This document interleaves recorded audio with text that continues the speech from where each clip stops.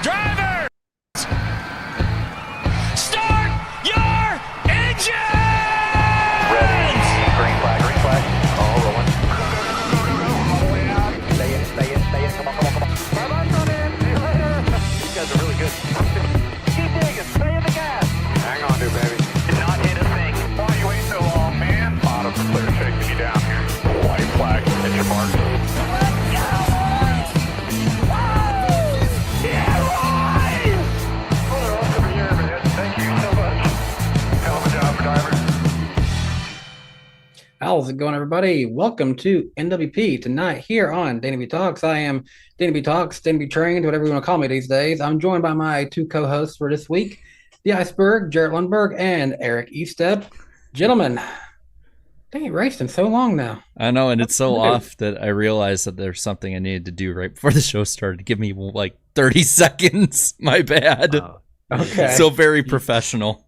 You hate it when you get what Just dog related. oh No, it's not 555, by the way. See, I didn't even get the light goal right. I just wanted to scare him. It's 400. No, not 4,000. 400. There you go. We're off to a great start. We need 4,000 likes tonight, guys. Okay. While he's going to do dog stuff, Eric, how is your off week going? it's going okay. Yeah, just okay. I'm just trying to make things as awkward as we possibly can to start the show. Okay, well, if we have to burn time, then I'll take it over from here. Go check out my second channel, DannyBTrained, if you haven't seen it yet. We need to get that up to 1,000, or so I can get a prediction right. Dang it! I think you're gonna get there. Sorry, I forgot to give the dog water. I wasn't like I was off. It was like I was supposed to give him water at like 6:50. So oopsie daisy. Jarrett's a neglectful dog father, everyone. 10 whole minutes without water. Animals are not children. I'm gonna starve. Animals are not children. Oh, I see someone. Blue Jimmy said they saw Deadpool Wolverine. I saw it last night. It was really good. I haven't seen it yet. We are I'm having going a hard time convincing people to go see it with me. I mean, I saw like 30 minutes of it on Twitter before the tweet got deleted.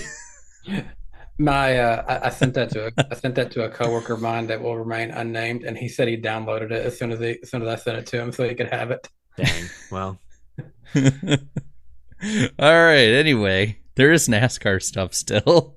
This is the off week. This is what we do in the off week, guys. yeah, this is going to be, we teased this last week. This could be a wild card of an episode. We've got some topics. We might play a little game amongst the three of us that the chat can get somewhat involved in, but we're kind of just going to see how this night goes. I mean, there was no race. There's not been a race in like 10 days. Not really sure what, I don't even know what to do with my hands. There's been some foot races, I guess.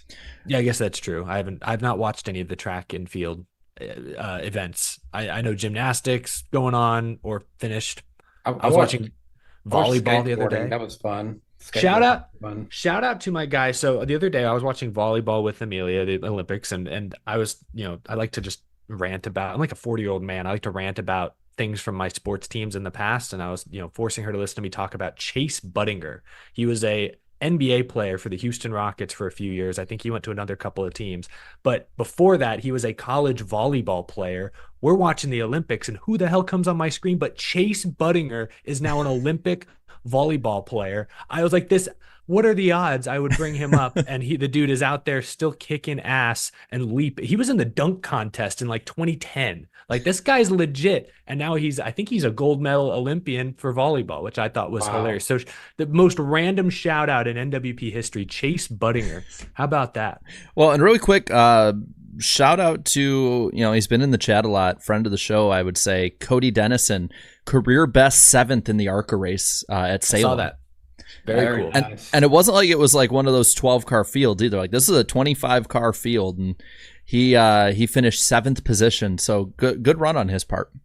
Yeah, that's awesome. That's great. So there has been some racing, I suppose, like auto racing in the past I DNF'd. In what? I had a marathon on Sunday, and I had to drop Oh, out. you 'cause didn't make it? I had a foot injury, and I only got Oh. I got the half marathon. So like Damn. I got the I Okay. don't know where I put it, but I got the mini half marathon medal. So Emporium, Pennsylvania, you're on my list. I'm like 2028 in the next Olympic break. I am gonna get my marathon medal in there. But Dang. I got a medal at least. I got an That's award. something. That's still half a marathon. I think the most I've ever run in one sitting is maybe a mile and a half, and then I cramp up and just can't keep going. So you've already accomplished far more than I could ever dream of. So well done, man. I walk about 3 miles a day, and that's doing a lot for me. So Now I'm actually kind of wondering where the hell I put that medal. I'm like, where did I put it? Hold on. Yeah. well, I did let's ask. move- I did here it ask is. if Jared had done an auto race. He mentioned a foot race, so that is probably more impressive. That's a cool medal. What the heck? Yeah, run for That's the awesome. elk. I run for fun. Does anyone really run for fun though? Can we be honest with ourselves? Jared. You just run for no, you run because there's like a challenge, there's a goal. You're not just doing it But for fun. that- that's fun, fun to though. me. Like, I are guess you so. telling? No. Well, but I guess that's different. Running for fun and not getting a medal would just sound horrible to me. Exactly. Well, some people they do it for exercise. I get that, I- but that's like I don't know. I That's will not fun. argue this, kind of tying both of these non-NASCAR talking points into a little bow here before we go into the NASCAR side. The half marathon should be an Olympic sport, and I'm saying this seriously. It is a completely different race than a marathon. It's so like when you're actually competing for it and you're not falling out like my hurt self did. Like it is such a fast-paced race. I've run a half marathon competitively before, and it is so difficult. Like it's obviously not the endurance aspect as much like a marathon, but like if you're going really fast and you get to like mile 10, 11, and it's like that point where, okay, who's going to kick? You still have that kick factor Sure. in a large way that they don't with the full. Like they have the kick with the full, but it's not the same. Like it's actually like a sprint to the finish almost, unless you're like, one of those runners that in the Olympics that's like made of twigs that finishes it in 2 hours. Then at that point, it's like, Hey, it makes sense to me. I don't know anything about professional running, but there's a 100-meter, a 400-meter. Why is there not a half and a full marathon? There's competitive speed walking, right? Isn't that an Olympic event? I don't know. I'm not an Olympic. I'd watch the think it Olympics is. if we put the half marathon in. I'd watch the half marathon. I know think there's it break is. dancing that's an Olympic sport now. Yeah. It's wild what all's Olympic sport. Remember when Dale Jr. and Brad Keselowski did their own 100-yard dash at Daytona 10 years ago, Yeah, 12 years ago? Yeah, they're growing tails. Yeah. Well, there we go. There's our NASCAR That's a- segue. That's a visual. Yeah. Someone who may need to consider starting to be a run racer is Corey Lajoie, because as of right now, he ain't got no car. Brutal. He's gonna be like Fred Flintstone out there, trying to pedal with his legs. Yeah, yabba dabba don't.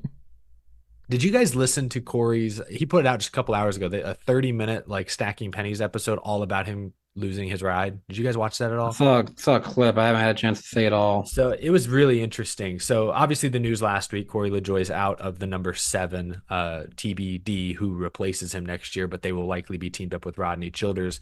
Kind of a shock, I felt, just because while they didn't go super out of their way to mention Lajoie in their original press release, when Rodney Childers was announced, Lajoie's name was mentioned a couple of times as if they were going to be partnered. So this definitely felt like a fairly sudden decision. But listening to Corey Lajoie's podcast today, there was a lot in there. I'm probably going to talk about in a video later this week. There's a lot there. He definitely admitted that he's made some mistakes in the car. Things could have gone better. He certainly left the door open to anything as far as his future is concerned. Trucks, Xfinity Cup. He kept referencing just, coaching T-ball for his son. Like he very well may not race next year. But what was weird listening to this whole podcast was it was like someone giving their own eulogy. That was like it had a very weird tone. Like it certainly sounded to me, and this may spoil one of my predictions later, that Lajoie doesn't expect to be in Cup next year. He may not even expect to be in racing, like as a driver next year. He'll probably be doing something, but racing a car, he sounds, I don't want to say content, but like he sort of accepted that could be a very real possibility, which is sad. Which is very sad. That's the thing, and I try not to dog too much on Corey Lajoie because as a person, he seems like a good person, but as a driver, it's definitely pretty clear. sorry, he can't even touch his dad's laces in terms of the quality of him versus his dad. I know we've seen some drivers that are better than their fathers, like Ryan Blaney, for example. But in this case, it's definitely not like that. But Corey Lajoie, the whole Lajoie family, Randy included, they've done great things for the world of racing with their seat production. I mean, they still have a whole family business with the Lajoie seats that he could go back to and run and operate that. He's obviously built himself into a good figure in terms of the NASCAR media, NASCAR digital media productions, whatever they're called these days. But he's got a good place there. I mean, there's plenty of opportunities in the sport that Corey can do that aren't in a driver's seat. It just amazes me too, like the outlook 2 years ago on Corey Lajoie compared to now. I mean, and from fans, from industry, all of it alike. Obviously for different reasons, but it really, I swear to God, first talking point, Siren Startup. It never fails. Anyway, it reminds me of Matt DiBenedetto a little bit. Somebody who, like, in 2019, Matt DiBenedetto is the number one underdog who you're thinking is going to make this jump up to a more elite scale. And then he ends up basically falling off the face of the earth and has to rebuild his career. I wouldn't be surprised if somewhere down the line, whether it be next year or maybe 2026, if he takes a sabbatical from racing for the year, I wouldn't be surprised if Corey Lajoie ended up in a Spire truck, because I feel like this is probably more of a business decision than a personal one. And I think he still has the talent that he could win in the lower series with good equipment. Whether or not he does is, up to him to prove. But it's just wild to me seeing the stock fall, like elevator drop fall. Was there like a single moment where that, because last year was a decent year. I went back and looked at the numbers. I think he was 25th in points at the end of the year, which that's not bad at all, considering considering where the 77 was at that time. He was 25th. I don't think he had a single DNF. He was pretty steady. They figured a lot out. Like, I wonder, the race at Gateway where he subbed for Chase Elliott and did not perform particularly well, made some mistakes, was maybe kind of a fish out of water. Like, obviously we know now Hendrick doesn't typically run well at Gateway, so it was kind of a rough situation perhaps. But like, did that hurt his confidence, LaJoie's confidence, or did that hurt the fans' perception? Because he also brought up another point on his podcast where a lot of fans just see the stats, and obviously stats matter a ton, but in racing, obviously we know numbers can be misleading, because Corey Lajoie, for all of his flaws, has never been in a great car full time. Never. Not since ARCA, at least. Not since he got to Trucks Cup Xfinity. He's never been in a great car for a full season. I think this year was probably the best car he's ever driven, and no one on his team is top 20 in points, so he's still not in great equipment.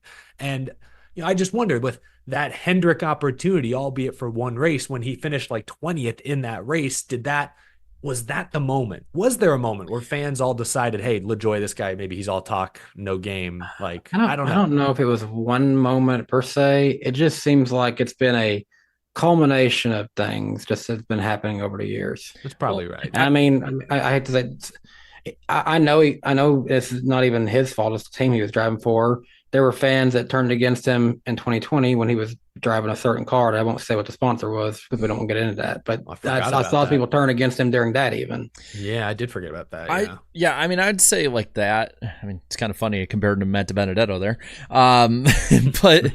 But I'd say fans wise, I think that's when you saw the over the hump was there. But it was, I'm with Danny, is there's a lot of things. And it was a lot of just, whether it be the little snide comments about, if we had a good team and this and that or whatever, just little things here and there that, like, you can't dog them like that too much. That's gonna not be good for you. Well, and on its own, it's not, I don't think, even that big a deal, because I mean, a lot of people like love Kyle Busch being like, I suck as much as you do, and people are loving that. And granted, Kyle Busch is a champion, so he can get away with saying that. But I think it's just that those things added up, and he said so many of those things before, whether it be, I believe, Sunday Money and then Stacking Pennies, saying that stuff and then not performing in the 9 and then having a regression after. I mean, I have his, I know stats aren't everything, but I have it pulled up, and he averaged a 20th place finish last year. And granted, this year is his second best season ever. It's not like he's regressed back to, somebody who's 31st in points when only 29 good teams were out there kind of thing. But, it's just, it's clear the teams moved past him and they had a tough decision to make. Do you keep this guy who seemingly can't break this ceiling of 25th in points is what it's looking like at this point. You have someone like Carson Hocevar, who, for all of the issues people have with him, is an immensely talented driver, and nobody can argue that.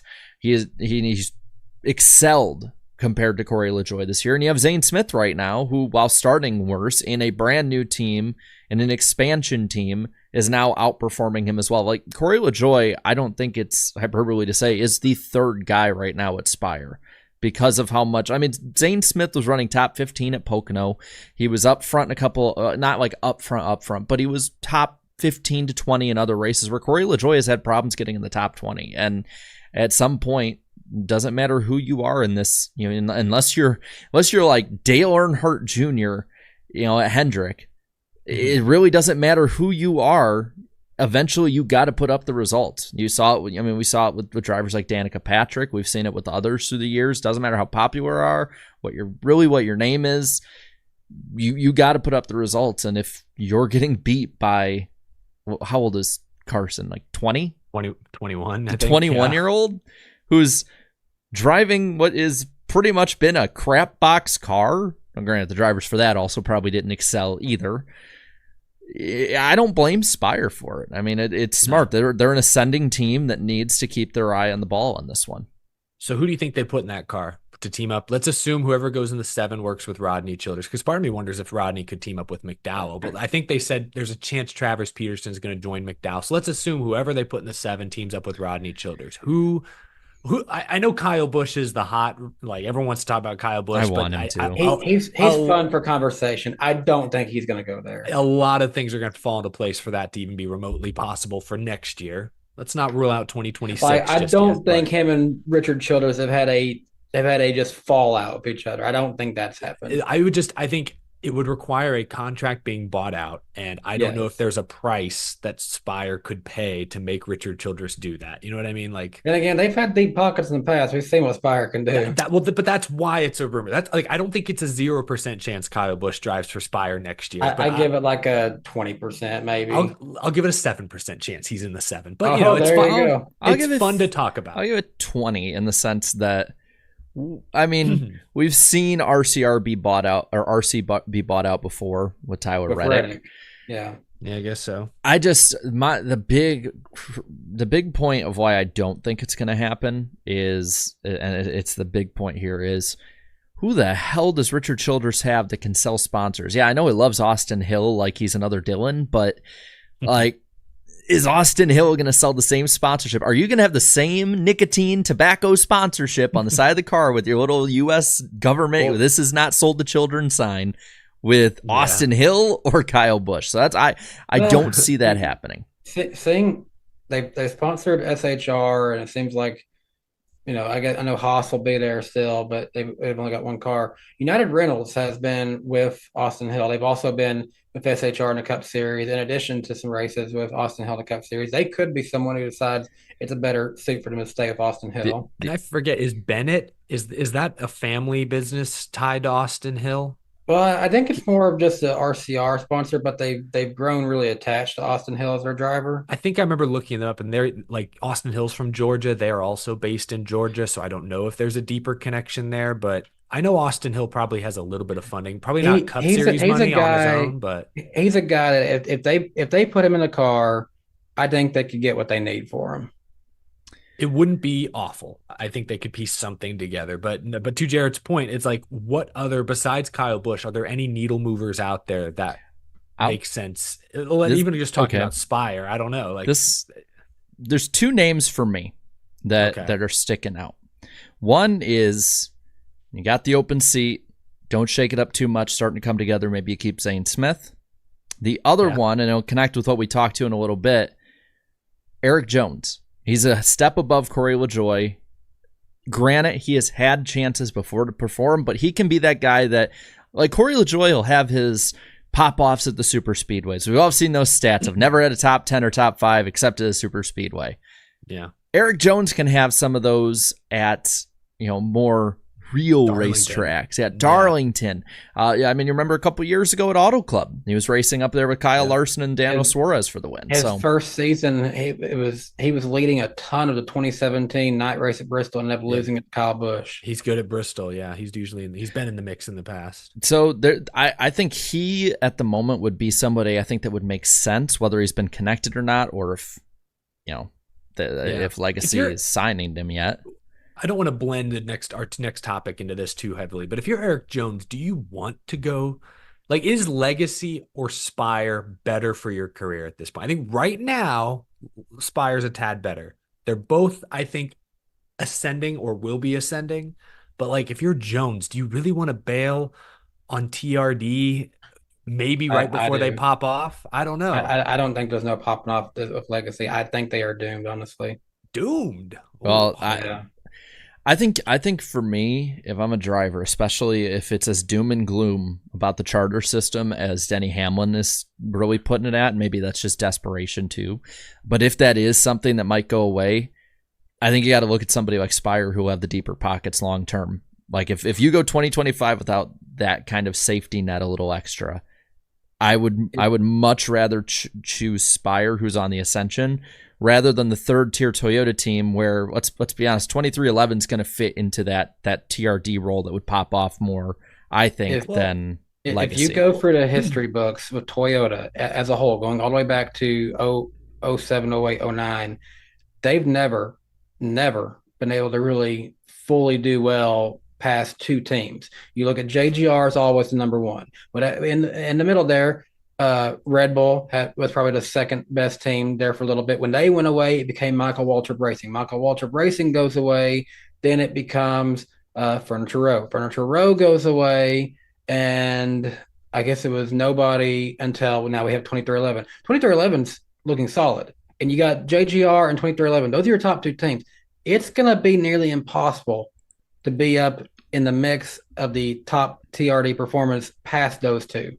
I don't know. MWR was a borderline championship contending team in their prime. I think Legacy, because they're building it up themselves, it's going to take some time, but because they're trying to build all of their infrastructure out within their own team, they're not buying or renting data from JGR. Like, I think eventually, if they stay the course, Legacy could be really good. I think they could be MWR, which is a consistent playoff contending team. Like, I think that's Legacy's future. That's what I think is going to eventually happen. But if it takes 5 more years, if you're Eric Jones, you may not want to wait 5 more years. Like, I'd go to Spire. So that's where the debate comes in my opinion. But we'll talk about Legacy in a moment. I want to throw out Eric Jones would be an interesting choice for Spire. I want to throw out some of these Xfinity guys, like a Sam Mayer, who obviously is a Chevy driver in Xfinity.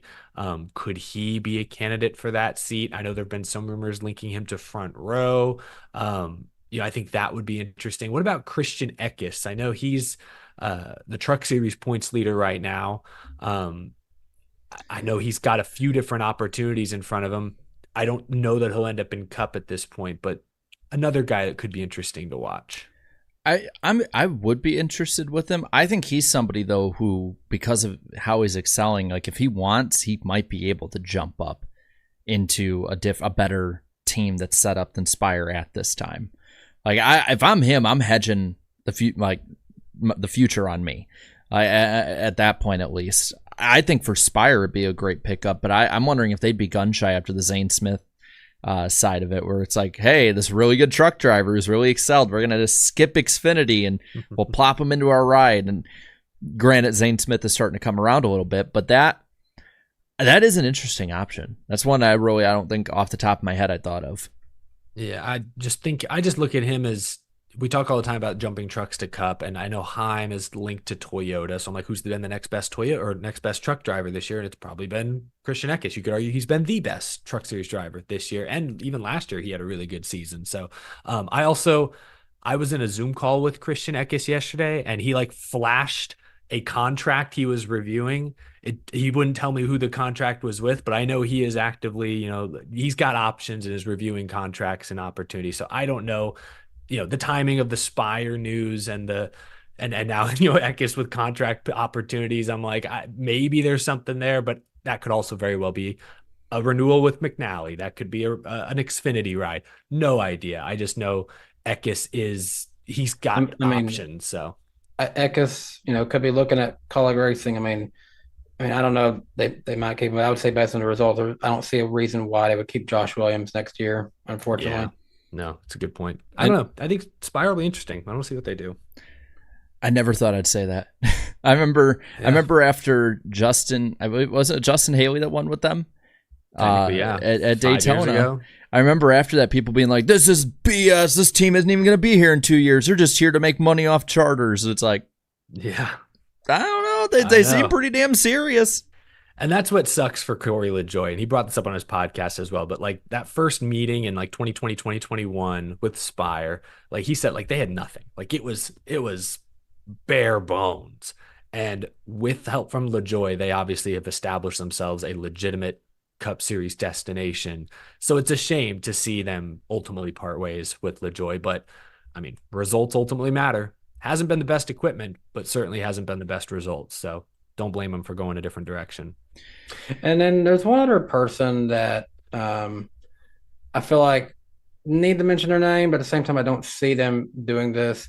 People ask, what about Ryan Priest? Well, in terms of him working with Ronnie Childers, I guess yeah, they're both coming from SHR, but I don't see that Ryan Priest personally brings in enough cash to make this happen. Yeah, Yeah, I don't don't know. I don't see that either. And if he were to go anywhere, I would think it'd be a lower series. If I'm Ryan Priest, I think the best opportunity for him would be probably, I'd say, a truck ride. I mean, he's excelled when he's in a good truck ride. I think he could land a top level truck ride, especially with different guys moving up and moving around. I mean, it was with David Gillen Racing at the time, but now they're Tricon Garage. He could look into seeing an opportunity there even. Yeah, I mean, It's just tough. yeah. I just think it's tough. From what I understand, and it's like if you want to ride an Xfinity or trucks and like a good seat, you got to bring some sponsor money, and that's where that United Rentals relationship is strong. Then okay, that's Brian Priest is in. But if you don't have sponsorship money, there's very few truck or Xfinity like good truck. Like you could. That's why everyone jokes about Rackley War. That's where Matt DiBenedetto and then Ty Dillon went to rebuild their careers because that's probably the best ride you can hope for if you don't bring a lot of Because funding. they're fully funded by Rackley War Roofing. Exactly. And then they're also a mid-pack team. Like they're not probably investing the best money in the best stuff. They contend on in late models, and they're gonna contend on the super speedways. That's what you can count from them. Exactly. So I think Priest, if there's some real money there, which he's been around a while, maybe there are some real connections, then he could get one of those rides, but that's what it's going to take ultimately. And so that's why he's just kind of an unknown. Was there a report out there that Haas has talked to him? I know Haas has talked to Haley Deegan, they said. No, there's something about that. The Deegan one's interesting because it's just churned up that same argument that everyone's had for the last 3.5 years. And hey, as long as she don't step in a Xfinity car this year, I'm all right because I got a prediction on the line. Danny's been really defending his predictions tonight. To a fault, damn. But I mean, we kind of alluded to it earlier, but there was a bit of stuff with Legacy as well that's been going on. That one's an interesting cookie, I think, looking at the Jimmy Johnson aspect of it. So I've been a little out of the loop in this one. I see a note in here: the '84 crew was let go. I wasn't aware of that. Yeah, so Jason Burdett and most of the '84 team, which I don't know if those were full-time employees or just part-time employees who would obviously be there when Jimmy was racing, but most of that team has now been released by Legacy Motor Club. I don't know who reported it first. I think I saw Bob tweeted about it, but I also saw like Sportsnaut and a few other places reported. So I think it's just widely known at this point. I don't think the teams put out like a statement or anything to truly explain it, though Jimmy Johnson did do an interview about a week ago with Nathan Brown of the Indy Star, where he didn't talk about any of this specifically, but he did highlight, he said, it's been tougher than I thought it would be to build Legacy Motor Club. He then also sort of discussed the difficulties of running that third car without siphoning resources away from the other two. stuff like that. So between those comments and then the news a few days later, it's like, okay, I think I kind of see why this happened, but it's still kind of, it's disappointing, I guess. Jimmy supposedly has 3 more races on his schedule for this year. As far as we know, they're still going to run those races.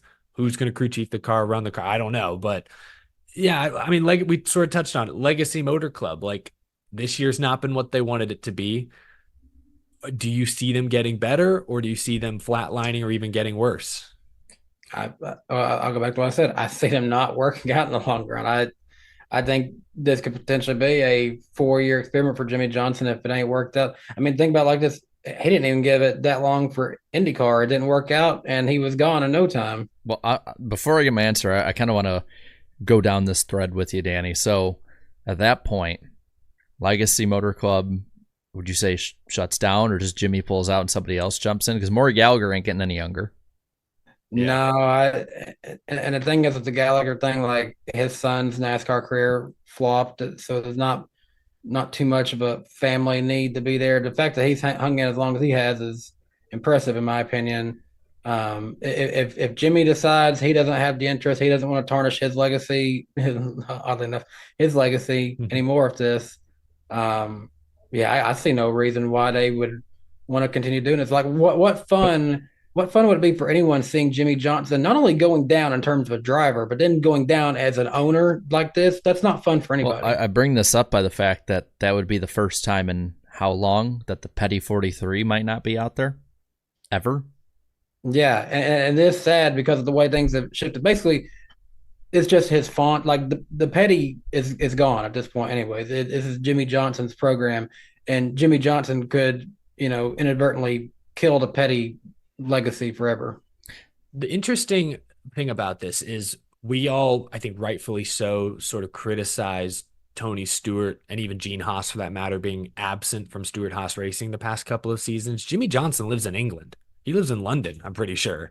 Didn't know that. I mean, that's news to me. I don't know if it's London, but I know he lives out in the UK somewhere. That's like in the last year or two he's moved out there. I read something that says he does still spend like a week a month in the US, like at the shop. Like he'll come for like a week at a time, then he'll be back in London for a while. So I don't know how day-to-day how active day-to-day he is, if that matters, but we did criticize Stewart for it. So I think it's fair to at least bring it up with Jimmy when we talk about this team kind of underperforming and struggling. But I guess I have a brighter outlook than you guys do on this team, just partially because I think being a key Toyota partner is a good step. The fact that they're not aligned with JGR has made it harder to go fast right away. But I think over time, again, if they stay the course, then it's going to work out because Eric Jones is solid. I think John Hunter Nemechek, he won 7 Xfinity races last year. Like he's got raw potential, just needs to refine it, not wreck so much. That was his problem with front row, and that's kind of been a little bit of the issue this year as well. But I think they have I think they have decent talent there, and you got guys like maybe a Corey Heim ends up there one day, or some of these other Toyota prospects that teaser we might talk about a little later on in the show. Like I think a lot of the right people are there. It's just going to take time to build up that data and apply it. So the only question I have is Jimmy recently talked about this is a long-term vision.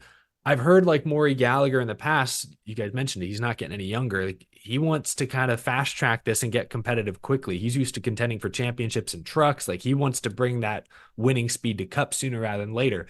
We've seen all this turnover. Joey Cohen is gone. Obviously now Jason Burdett and the 84 team are gone. Like they have a new GM. They may all have the same long-term goal, but it sounds like they're a little mixed up on how to get there, that'd be my biggest concern. Well, so to kind of go back, because I'll get my answer, because I think they're just going to tread water. Like I don't think they're going to shut down. I'm kind of in the middle of you guys. I think they're treading water. The only way I see them taking that jump up is that they become a key partner for a new OEM coming in, and they're the number 1 team or a number 2 team. Number 3 teams can pop off every now and then, but they're number 3 for a reason. And it's very rare, even in the modern day shuffling of it all, that these teams move up and down. I almost think moving away from Chevy, at least for the short term, which will hinder the Maury Gallagher part, That side of it, I think, it was the biggest early mistake. Like if you're gonna leave, I feel like getting a few years under your belt to at least establish yourself and not shake up the boat right away already, as much as I already did early on, would have been the best option. I mean, you remember 2022, that 43 team, if it wasn't for bad luck, probably could have been vying more for a playoff spot or even gotten a win before then. I mean, just think of like if you think of this team, think of there was a lot of speed early on in that season, and then there was a lot of bad luck, like that Kansas race where it took them like 30 laps to get the damn lug off. It was like there's just things like that. So I think that it's just going to be treading water for them, because I don't see 23XI jumping ship. Not with Denny's connection with Joe Gibbs and with Toyota and all that. I think what's also hurt them, they should have never got a second car. They should have kept one. But just the 43? I don't know. Yeah. I almost don't think it makes a difference, because you change so much early on. Like I mean, I guess it makes a difference of adding on more of a workload to it, but at the same time, you get more info working together. I definitely think they could definitely be more competitive if they were only focused on making one car good. I can see that, but I think that nowadays it's so important to have information shared to some degree that having at least two cars is a big part of it. I just think that's probably true. Them adding so much change right off the bat was just going to screw them for the first 2, 3, 4 years of it. You add in this. I think the big one too is focus factor just dropping off, becoming a sham, whatever the hell it was. No one ever knew what the product was anyways. Well, you add all this together, and it's just it's going to lead to this. You got people, just think top down. People at the top aren't on the same page. You're changing the manufacturer. You're changing the sponsorship, the money. You're changing all of this stuff. You got in John Hunter this year after firing Noah Gragson midway through last season. So driver turnover. You have an absentee owner who was over in England for most of it, and he was admittedly does not understand this car by how he's driving it. Is fundamentally can't drive this car the way that it is to make it fast, which is I think a problem a lot of the older drivers probably will have. It's just every single level is unstable. So how are you going to build? Yeah, I think those are all fair points. I still think this team is going to eventually be solid. I think it's just taking longer than a lot of us expected. I know I think I had Eric Jones making the playoffs. I was thinking he'd probably steal a win at a super speedway somewhere. He came close a couple times last year. He still can in theory, but he still could. It's unlikely though. But I think everyone, perhaps even those within the team, maybe had slightly unrealistic expectations coming into this year. And that's why we've seen so much turnover recently, as they're like, damn, we're not winning now. I thought that was the plan. Jimmy comes over. I'm 48 years old. That was never the plan. The plan was to build a sustainable 30-year program, and now that's why there's change. I'm more optimistic than you guys. Someone in the chat said it's because Matt Kenseth works there. I don't even know. Does Matt Kenseth still work there? He was Probably. At the track early in the year. He was there to help assist with the Toyota transition. At this point, that transition has happened. I'm not even sure if Matt Kenseth is still there. I'd like to think I'm unbiased. I just think this team, it's a tier 1 Toyota team. Those teams typically turn out to be good, at least until they go out of business. Even Red Bull with Casey Kane was competitive before they they left the sport. They gotta stop messing with it. It's like it's like a kid with a scab. Like, stop picking at it and just let it heal. Like that's how it feels to me. And it's like, because I want to see them compete. I don't like the fact that the entire time I have watched NASCAR, the 43, the best they've done is basically gotten into a playoff spot when they really shouldn't be in there. Like I hate it. I want to see the 43 be good. I don't care who owns it. That Darlington win a couple of years ago was pretty cool. That was probably the highlight of the 43 in the last decade plus. Yeah. Okay, Jarrett would highly disagree if he was about to say, but having the 43 be good is equivalent to the Cowboys being good. They were good for a long time way back in the day, so it just feels weird if they're not good now. Well, the Cowboys are good until it matters. Well, yeah. It's like the Cowboys used to do something though, and now the 43 used to do something. The 43 being good would be like if the Browns were good again. They were great in the 50s, like but who cares? Like, everyone from them is like either old or dead. I want to see the 43 be a consistent playoff level team. even if it's on the cut line. I want to see that. It's like they've had that ceiling of like 16th. AJ Allmendinger got him up there. Bubba Wallace got him up there. Eric Almirola. But like, I want to see this number, this, again, legacy. I want to see it be good. And it just... And I want to see John Hunter Nemechek be, his story of, getting rushed up to Cup, going back to trucks, winning, going to Xfinity, winning, getting to Cup now with a key partner team. I want to see that also pay off, at least to some degree. I want to see him make the playoffs, do decent, because that's a cool story as well. And it's kind of inspiring, I think, for a lot of other young drivers who, get rushed up, that keep fighting, and there's always another path. On that same note for John Hunter Nemechek, I know we already know Chase Briscoe's driving a 19 next year, but we've talked about this before. JGR will keep him on a tight leash, and if he don't come in there and start winning with them, John Hunter could be next up to bat on that one. Yeah, could be. There's Chandler Smith. There's a few good young guys, but Nemechek could absolutely be on that short list. Toyota really seems to like him. Wasn't Eric Jones? I think Bob Baccaris reported at one point that even Eric Jones might get consideration to go back to Gibbs, which would be weird. Yeah, that was a rumor. Briscoe potentially is on a fairly tight leash, I would say. And there's still so much more too. Like, so what I love about the off week? I think we're going to talk about it in a moment. Like, you can just start talking about some of these storylines that, like, the ones where like, didn't this happen, or like, I can't remember, like this under the radar stuff. Yeah, well, one of the under the radar things that came up this past week that got dispelled today was Trackhouse. I think it started on Reddit. People were saying that, yes. I don't exactly know what the first point of evidence, but then there was a few sort of, unverified articles talking about, there's a new owner in Trackhouse. Maybe they bought Pitbull's stakes. It started with Pitbull maybe selling off whatever stake he has in the team, and then it became maybe thread. Justin Marks. Yeah, maybe Justin Marks is bowing out. The best piece of advice that I saw come out from all this was what Matt Weaver said, and that's don't click on Essentially Sports articles because they're not going to be accurate at all. So I think the way it went about is there was a Reddit thread like asking like where's Pitbull? Like, I don't see Pitbull at the track or something like that. It was like some kind of Reddit thread asking like, well, do you think with this kind of stuff happening, it kind of fell off or like he's going to drop out, whatever it might be. And then Essentially Sports, I believe they picked it up, and I think it was like someone like Newsweek or some like bigger one picked it up from Essentially Sports. It was basically a circle jerk of misinformation. The best kind of way I think I could put it is like it just everyone sort of read it, said, "Ooh, that'd be really cool," and started going with that. I saw it, and the first thing I thought of is, well, that would be something that would fit nowadays, but it's Essentially Sports, and I'm pretty sure I saw a Reddit thread on this.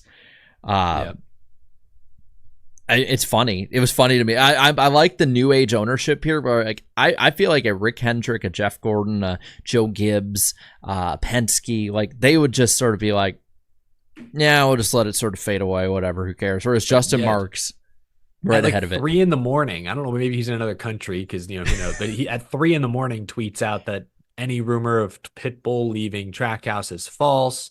He then said that the team has big plans for next year and beyond. He didn't elaborate. There's still some weird stuff that fans point out. Like he's wiped his Instagram. Like he's like archived or privated like every post, which Justin Marks, that is. Not Pitbull, Justin Marks. So there's like some weird things going on. And obviously Daniel Suarez doesn't have a contract. He's been talking about it for months. They don't have a deal done. So I don't know. I don't entirely blame fans for speculating that something's going on here because there's very well could be something going on. It's just not Pitbull selling. It's time for anyone in NASCAR media to dunk on fans like they always do. Oh yeah, I'm just waiting for those tweets. Yeah. It's just time to dunk on the fans, F them. For asking questions and trying to have some debates during a dry couple of off weeks. You're not a media member. You're not allowed to ask a question. Get out of here. What are you talking about? Because F them, that's why. It's that Dave Chappelle skit. That's the first thing I think of. Why? Because fuck them, that's why. But I don't blame fans. I don't blame fans for asking it because there's literally nothing like that is going on the surface unless it's someone like us talking about something like we're talking about today. It's just I think Danny and Matt Weaver, all of them are right.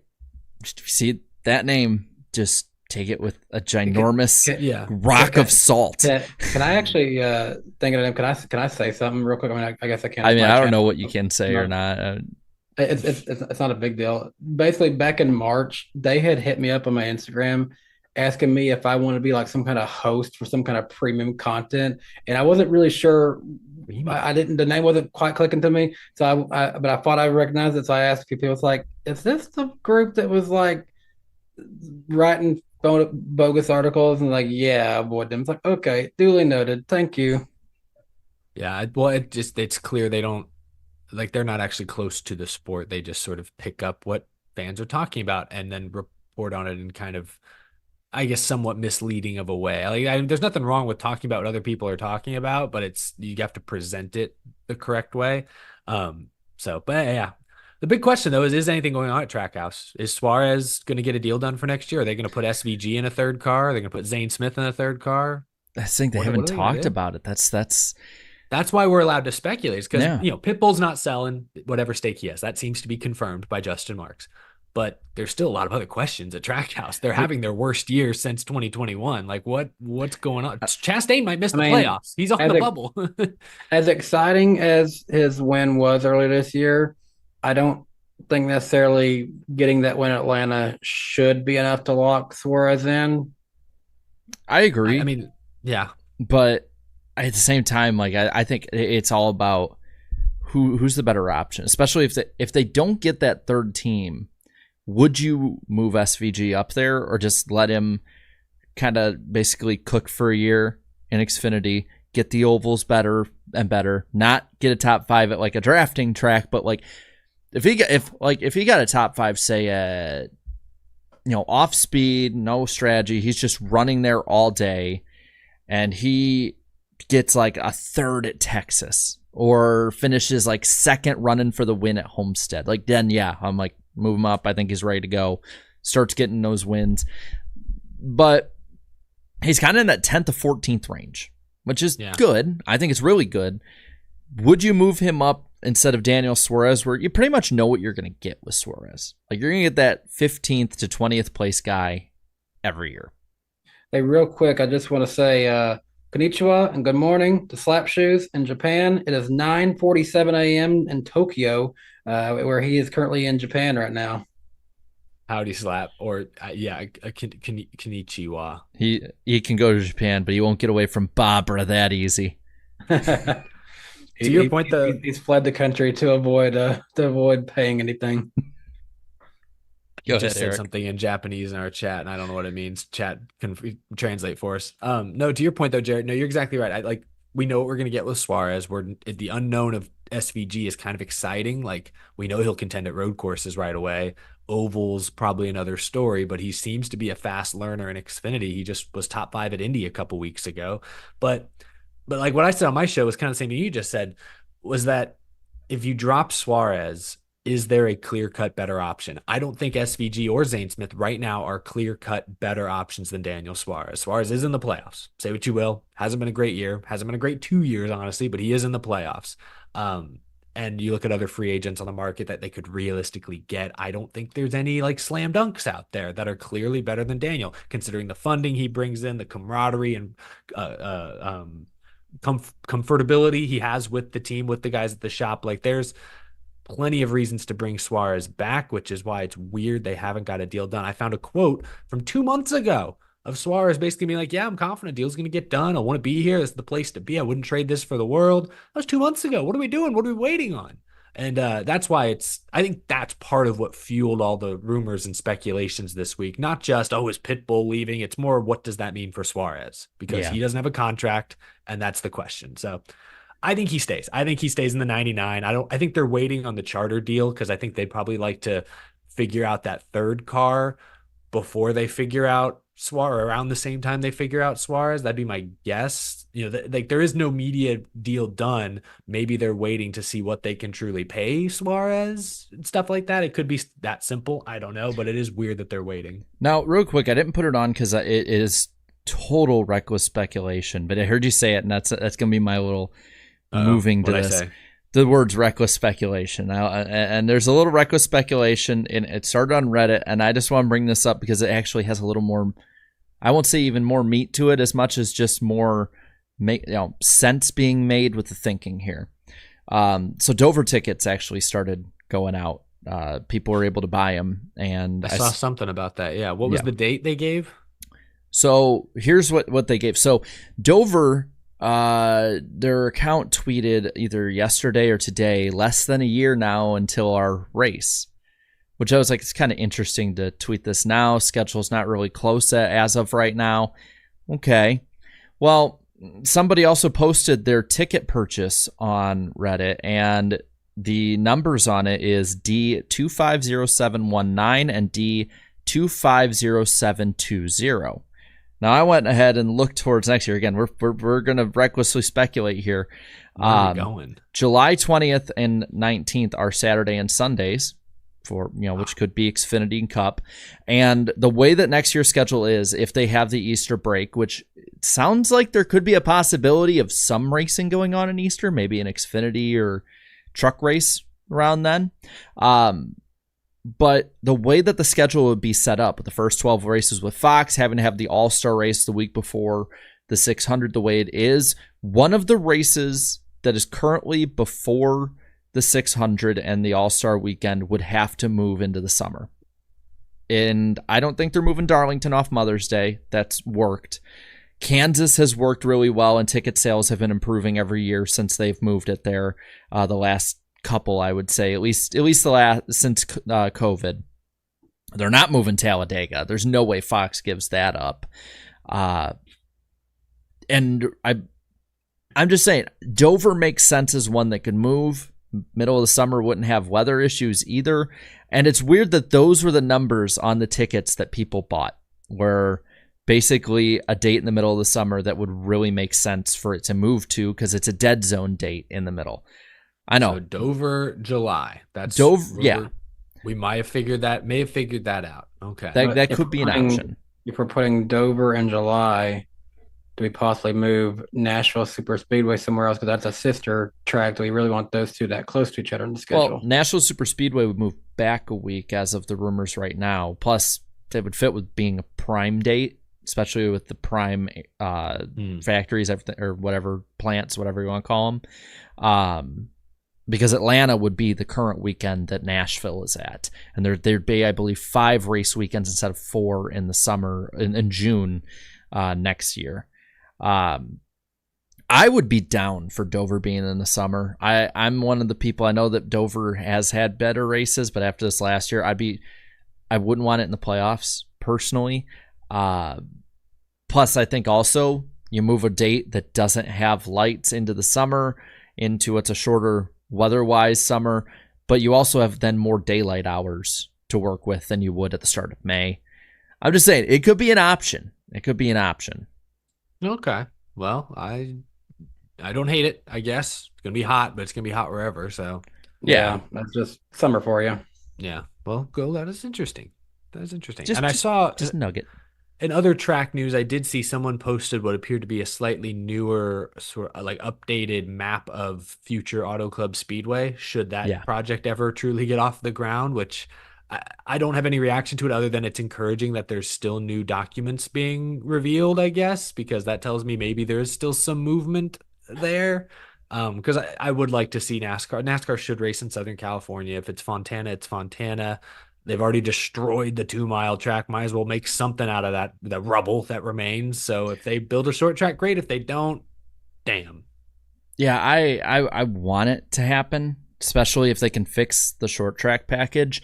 It still looks like it's going to be a hybrid of Martinsville and Bristol from the looks of it.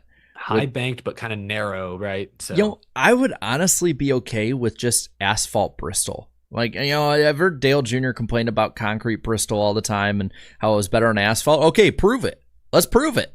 Let's do it out in California one day, because I know that NASCAR would love to, and the networks probably would love to. We can have the finale out there at some point and do whatever. Like, let's prove it. How good would that racing be with the car that would work pretty well on it? But from the looks of it, they only have enough space pretty much to make a Martinsville with banking. Yeah, it's tight. Like with all the warehouse space and land they've already sold, it's going to be tight. They're already building the warehouses. Damn. That's impressive. Yeah. That's Well, quick Industry turnaround. moves fast. Well, American industry. Well, it sounds like they're, at least from what it looks like and sounds like to me, it sounds more like they're just trying to get it all built up, ready to go before NASCAR like tries to, maybe, I don't know if they wanted to buy anything back or do whatever. It's like, get it up quick, and then we don't have to worry about it anymore. Put the pressure on the track to. That's the thing. Like, yeah, a lot of what's being done out there is like, what's the word? Like metal siding type buildings. Like they're buildings that if it's not going to happen in LA, but if a tornado ripped through, it'd be gone in seconds. But like it's just a building to function out there, basically. it's a shack, just giant metal shack. It can survive most earthquakes, but that's about it. Then there was some other stuff here. I mean, if we want to stick really quick on the schedule stuff, the NFL has really been moving forward on the 18 games, another bye week kind of thing. I mean, it really sounds like by 28, 27-ish, the NFL could start on Labor Day weekend and end on President's Day weekend, which would basically mean opening weekend would go right up against the Southern 500, and the Super Bowl would take the Daytona 500 state. And before the chat goes, who cares? Race on that day anyway. Over 100 million people watched the Super Bowl last year, and the last time NASCAR had the 500 on the scheduled date, it was barely over 8 million. And that's with no competition whatsoever. You don't want your biggest race being demolished right off the bat. The Daytona 500 literally sets up the entire year for the industry. Sets up viewership, sets up money, sets up everything. You don't want to mess with the big, bad 8,000-pound gorilla in the room, because that's what they are. They will smush you. They're King Kong. I never once want the Daytona 500 to compete with it. First of all, I like watching the Super Bowl anyways, but I would never want to see them try to risk that. Could you see? I'm not saying this is the right thing to do, but I don't know when Fox owns the Super Bowl next. Let's say they get it in 3 years. What if in 3 years they say, hey, fans, come here, come close here. We'll give you a noon Daytona 500 start that leads into the Super Bowl at 5 p.m. What if Fox opted that route? They felt like, hey, we can get, like, in the back end of the Daytona 500, all the Super Bowl fans. Look, in the distance, rain. That would happen. You know it would happen. Yep. But not David Land told us if it's noon, we're good. What the? And folks, we have moved the Daytona 500 to next noon week, tomorrow. FS2 for the completion of it. I'm just saying, if Animal Planet can run the Puppy Bowl leading into the the Super Bowl, NASCAR, maybe Fox would figure something out. Outside of the Taylor Swift year, slightly different audience. Well.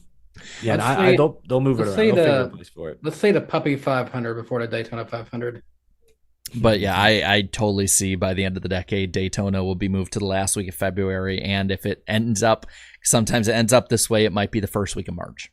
And NASCAR fans are just going to have to deal with it. It's going to suck. I want to stay on our date. Easter off again. No, I would not be surprised, though, if NASCAR, even though it would hurt ratings-wise, shoves at least one doubleheader in. Nick in the chat says Aaron Rodgers can do the double the Daytona 500 Super Bowl. And Aaron Rodgers, if he's back in the Super Bowl, that's a good question. Aaron Rodgers is more likelihood of tripping on balls on freaking mushrooms out in the middle of a dark forest than... And he was still the sane one in his relationship with him and Danica. Yeah. I don't know anything about her anymore. I don't pay attention. One other thing I wanted to bring up, because it's really kind of fell away. What exactly is going to happen with JTG? Like that's something that was like a huge storyline of like the funding and the ownership, and all of a sudden it's just sort of went we haven't got no confirmation that Kroger's going to JGR yet, have we? That's the thing. Like it went radio silent. Like the trail went cold. Yeah, I don't remember who originally reported on it, but the whole was it Stern? Was he going with that? I don't know. He's like kind of just shoveling stuff for F1 now. The Geschechter's potentially going to, or working with their Kroger Racing brand, and also working with JGR on selling sponsors. I think that was the connection. Nothing was ever really certainly wasn't confirmed, but it felt like that was the logical progression of things. So we'll see. I mean, I feel like there was talk at the beginning of this year that what if JTG is one of the teams selling a charter, getting, bowing out. But obviously that doesn't appear to be the case now. They re-signed Stenhouse.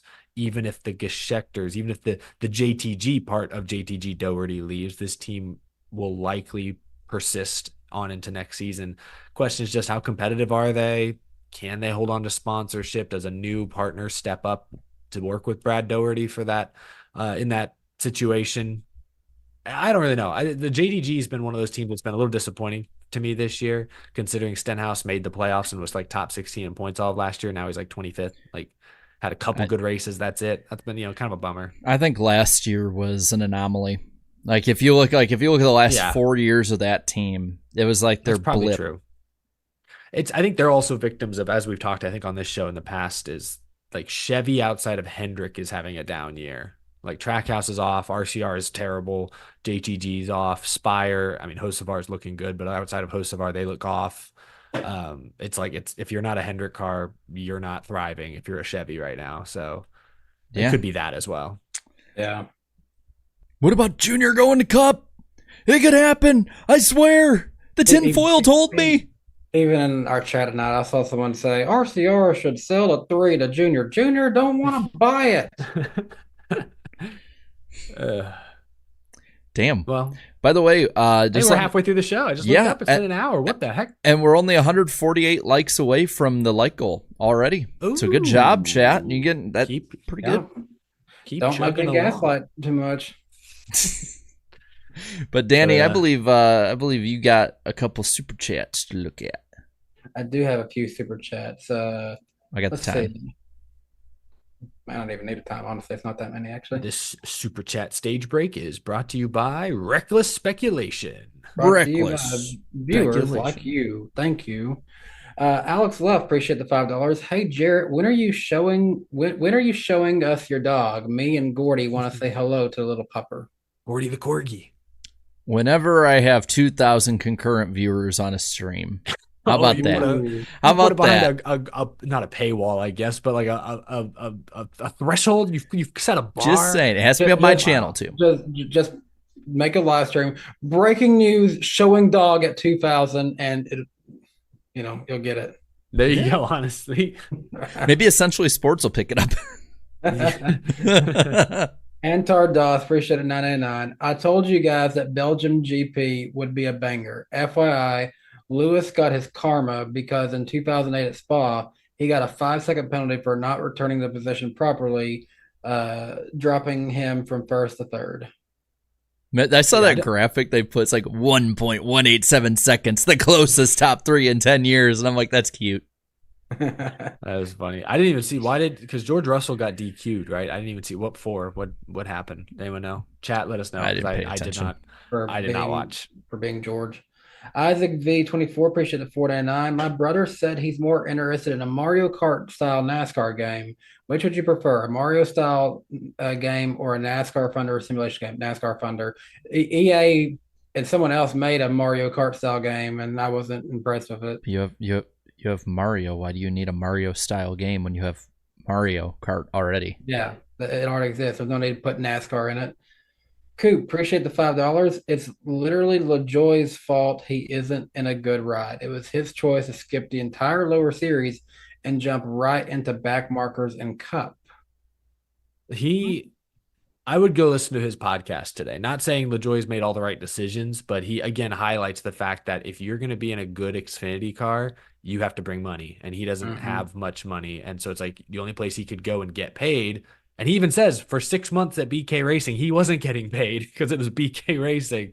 Like he had to go take the opportunities that were given to him. And sometimes that's Cup and just not good Cup cars. So I a lot of the LaJoie criticism is very fair, but I also think some of it's a little unfair. So I would at least listen to the 30 minutes or so and see what you think. I don't know how much time we got, Jarrett, but I might as well finish because we only have 3 left. You got 30 seconds. You're good. Gridflow, appreciate the $2. Who had the worst fall off, Richard Petty or Jimmy Johnson?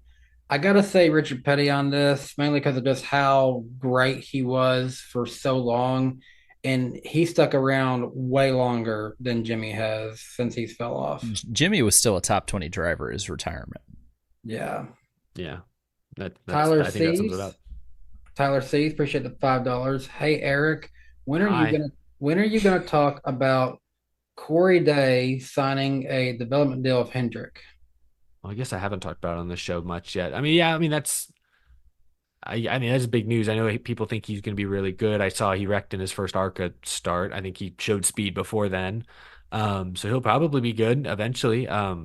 And having Hendrick in your corner is great. Hendrick's has supported, thrown their support behind several drivers this year. Raja, they've sponsored Carson Kvapil at JRM a couple times, right? I might even be forgetting others. So, welcome to the fold. Welcome to the Chevy development system. We'll see if we'll see where he ends up. It sounds like he's got a lot of potential. And finally, Fred Dog 81, appreciate the $5. Who needs that second driver in the playoffs the most? RFK, 2311, or Trackhouse? Hope you 2311. guys have had a good break so far. We have. I have at least. I have. Yeah, it's been I pretty feel like good. 2311 really wants Bubba in the playoffs. Like Ross missing would suck, obviously, but like I don't know. I don't think it's a blip on an otherwise solid few years for Ross. Bubba missing, Ross like, has still felt consistent. It's just there's been so many other winners. yeah, and he's had a lot of, some of it's been bad luck, some of it's, they'll just take themselves out at the very end of races that they maybe, like I think about Kansas where he was top two all race, and then the final stage, I don't even know what happened. He finished like 19th, like wasn't a factor. Like he's had some races like that. But I feel like Bubba of that group, that's the one that, like, man, they really want to get the 23 team into the playoffs. That would be huge for them. And there's no need to wait too long for one more super chat. The Oodle 69, $2 Australian maybe. Mhm. Appreciate that. Jared's Only Pups page coming soon. And there you go. That sounds wrong in so many ways. Yeah, it We- does. Ugh. Anyway, Yeah, anyways, 2 weeks ago, I went and saw a pretty good movie. I went and saw Twisters, and then last night I saw Deadpool and Wolverine. And as I was in the middle of the movie theater and then coming out, I was like, am I in the 4D experience of Twisters? Because it was just a huge storm. I mean, I almost thought that I was in the lightning round. yeah. I mean, well, Danny, earlier the sirens went off. There was some explosion, wasn't there? Are they going off again? Yeah, yeah. Are they? Let me see. I can't see on your end very well. Yeah, they're going off. Oh God, they're going off. I don't think Danny he has the does lever, not know. Yeah, Danny, the button. Yeah, does he have the button or no? I don't even know how he did that. We were messing with camera effects. I before thought he the was show. watching Oppenheimer. Oh, Danny Yeah, we should- completely missing the mark on this one. That's okay, okay. but that's hard because I actually have to open up OBS and then open my camera It took settings me a to do that. second too. Okay. Anyway, what was Wait, he? set me up again. Set me up again. Just do it, Danny. Bombs away! Oh goodness! Oh, there Ah! it is. All right. Jeez, looks hot over there. Yeah. Anyway, let's get a couple of these finished on up here for the lightning round. The Homestead Miami Speedway's Cup race will be called the 2024 Straight Talk Wireless 400. So it's got a sponsor. Good job. Cool. We talked about earlier the new renders from the Auto Club Speedway had been released, redesigned, whatever that might be. This was one that was talked about a little bit before, and then I saw Bozy talk about a little bit more. NASCAR has given the teams these lifters in the back of the cars in case of flat tires that will raise the rear end of the car up, allowing them to be able to drive back to pit road if they have multiple flat tires. And they are only allowed to be set off by a NASCAR official, so the teams can't really mess with them all that much. So NASCAR actually looking and finding hopefully a what's the word, a remedy for the problem with the next gen, which I hope it works. If NASCAR officials are the only ones who can activate it, though, it still wouldn't have fixed the end of the Pocono finish with, or wherever finished it. Indianapolis. Indianapolis. I'm sorry. I was like, where did we just race? Not Pocono. Indianapolis. No, it would have been yeah. Pocono the year before. Yeah, that would. Priest, stop spinning out on the last lap, damn it. Stop crashing, damn it. The NWP channel, by the way, for episode replays and specials and everything else, might have some premieres or something on there in August. That is up at NWP Clips, so be sure to check that one out. And then, guys, we got, what's awesome is we're getting closer to the NWP 400, so we actually have background footage here of the first trailer for the NWP 400. It'll be on August 20th on IDK Players channel, Gen 4 Daytona Racing. Nice night race. We got a whole lead up. August 15th, we got the duels. August 12th, we got the shootout. We got a whole speed week lined up for you. Actually, more than a speed week. It's basically speed weeks.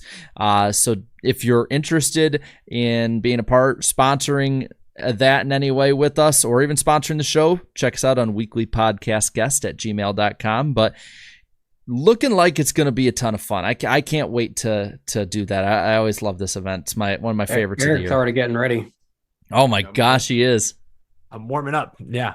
Some folks have, I have my own little shout out. I'm excited about the NWP 400, but recently I got connected with YouTuber, some of y'all might be familiar with, DJ Yeej, and our first video on the Daily Downforce YouTube channel, I think, will be up later this week. He is beginning to coach me on my iRacing journey. So y'all know me. I've done a lot of iRacing broadcasts over the years, been a part of things like the NWP 400 on the show side. Now, potentially in the future, once I get a few more laps, a few more 100 laps, 1,000 laps maybe under my belt, perhaps I'll be a part of the show on the racetrack. So you guys have been saying for years, Eric, you should do iRacing. I'm finally beginning my journey with the help of the one and only DJ EJ, who has a pretty fun channel as well. So be on the lookout for some videos in the coming weeks and months. All right, let's do a little practice here. Get on the wheel for me, Eric. There, get on the wheel. Hey, Eric, this is Danny B up in the booth. You got a copy, buddy? Well, let's try him again. We must see Fox. Hey, Eric, this is Danny B up in the booth. You got a copy, buddy? Hey, are my pit road lights good? Hold on. Let me check my, No, he's on the wall! He's on the wall! Sorry, I didn't mean to do that to you, Danny. I just love when they ignore the booth. And then last little bit, we'll keep on the Eric train here. We'll be on Eric's channel next week, August 7th. We're already to August, 8 p.m. Eastern time, Wednesday night. Should be a lot of fun. Heading into Richmond. We got racing again. Ooh, exciting. Good stuff. Good lightning round. And as we finish this out, 120 likes away from the goal. You guys can do it. No, Woo. Danny, you need to gaslight them more. Sorry, I guess they don't want it. I mean, I would love to play Random Driver this week on my channel, but there's no race preview this week, Chad. If you want a full show, we got to hit 400 likes. I guess y'all just don't care. Wow. We do have a game for him, at least. We have a couple of games, I think, coming up here, perhaps. Yeah. Where are we starting? Where should we start? Do you want me to lead in on this one, Danny? Because this is kind of my brainchild. This is your baby. You need to explain it. All right. So for those of you who do fantasy football or fantasy sports and drafts, you'll know a snake draft, where you go, for instance, player 1, 2, 3, and then all of a sudden you restart to 3, 2, 1. We thought it'd be fun to do a prospect snake draft. Basically, which driver in 10 years or which driver team that you can put together of the current prospects would be the best one you can draft by 2034. Now, they can't really be scheduled to or have run too many cup races. We'll kind of, keep that gray area. If any of us draft somebody, it's too much, we'll call them out, or the chat can call them out. Also, we're not going to have people who are coming over here from other series, like an SVG, somebody like that. That was my number one pick. Yep. No, I'm just kidding. Can't have them. I'm just kidding. So that they must be guys who are at the moment full-time in Xfinity, Truck, ARCA. We can do Cars Tour, signed on to development deals, whatever they might be. They can't be signed for a cup team for sure yet. There's no one. A lot of these ones aren't confirmed. Wait, I have a clarification. Yeah. Does that eliminate Connor Zilic from the list because he's signed to Trackhouse, or he's not signed to a cup ride.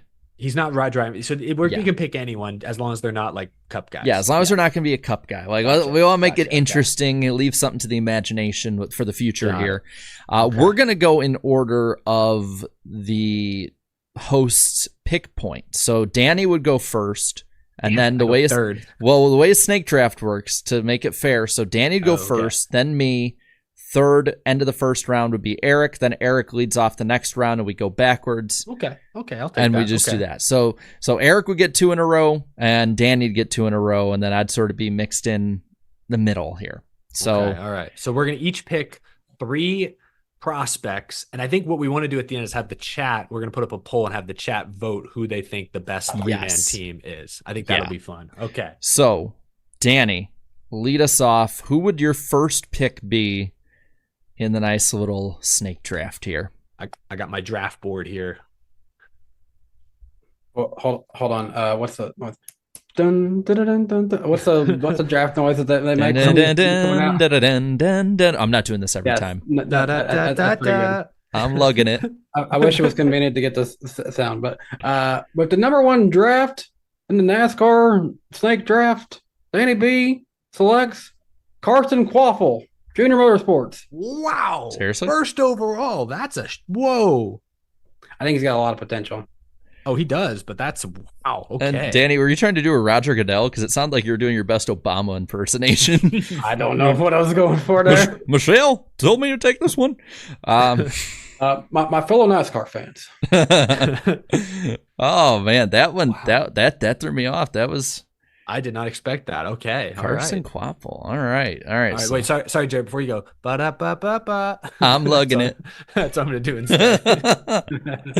All right. Let's see. Because I got my entire board already ready to go here. So like I have a draft board of like 16, 17, 18 prospects. Because I don't want to like get too cute with it, but like there's some that I see being really good ones over others. But since we agreed before the show that he does count, I am going to go with Corey Haim as my first one. It's Haim time. Okay. All right. I think he's only made 2 starts. He's not necessarily signed just yet to it. So he's not a cup guy yet. He's a prospect. Yeah, he fits in. All right. Well, then I am very happy that I was hoping to get either Haim or this guy. I'm glad I'm getting one of my 2. So my first round pick is Connor Zilic. I knew it. Yes. And I get a second pick too. I get to lead off the second round. Oh boy. Now my board I got options. It's more interesting, I think, like as we go past these first 3 or 4. This is tough. You know what? I think, it's good to build a team with good camaraderie. Everyone gets along, coaching each other, challenging each other. If you listen to rival podcast Door Bumper Clear, these 2 are great buds. My first pick of the second round is Jesse Love. That's a good one. He was one that was on my second round prospects. Mm-hmm. All right. So that leaves me up next. All right. And let's see. God, there's a lot of good ones. But I know he's cooled off as of late, but I'm going to go with Chandler Smith. Not bad. As my next one. He was on my second round board, most likely. I'm going to go fair. Yeah, Chandler Smith. I think him and Corey Haim on the same team be really good. So I'll go with that. All right. So I get to go 2 in a row here. Yes. And hold up. Eric, do your thing. Oh, da. I'm lugging NWP draft. I like that. Ty Majeski does not count, by the way. He doesn't fall under the parameters because I think we're also going with young. We're going with younger guys too.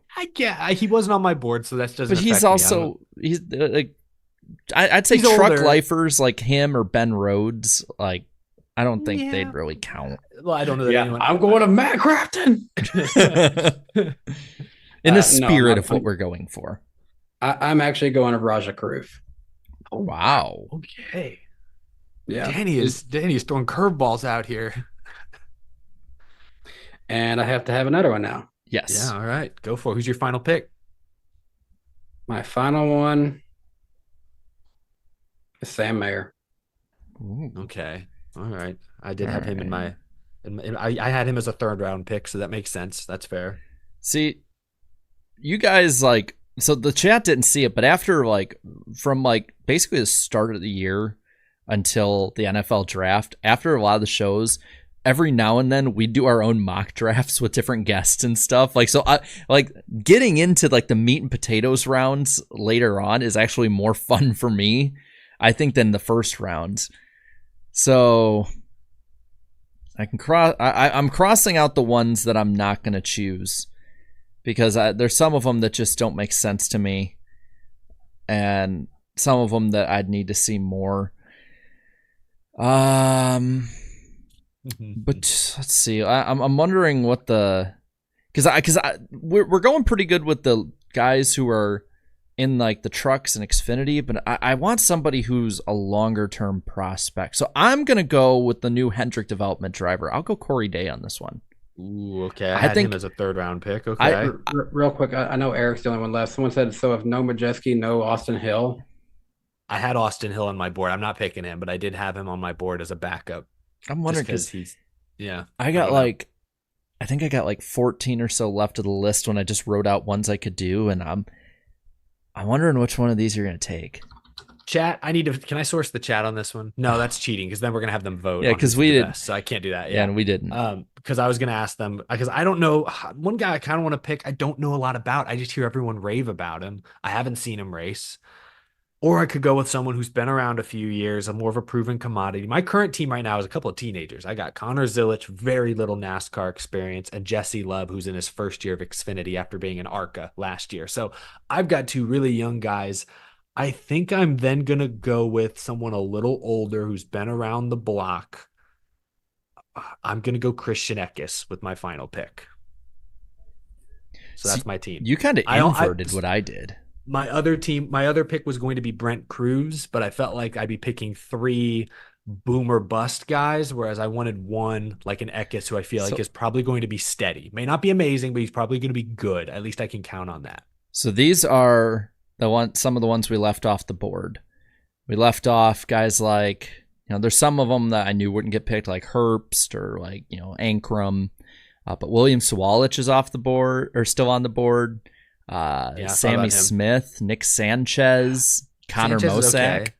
Connor Mosack's somebody I think I like get him in some good equipment, and he can be pretty good. Maybe people are saying Butterbean's on the board. Butterbean, and Carstore was one that counted that we could go towards. Lane Riggs is somebody that they said.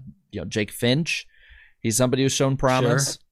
So there's a lot. I'm telling you, like we talked about it the last couple weeks before the break started. Like, I'm really excited because the young crop of drivers, I know there's going to be a bottleneck, but it's really, really damn good. So there's some good ones. There are some very good ones coming up. That's going to be exciting. That's why we debated this last week, but I loved the Heim-Eckes confrontation just because at least it shows that, hey, there's a real rivalry between 2 of the top young guys coming through the ranks.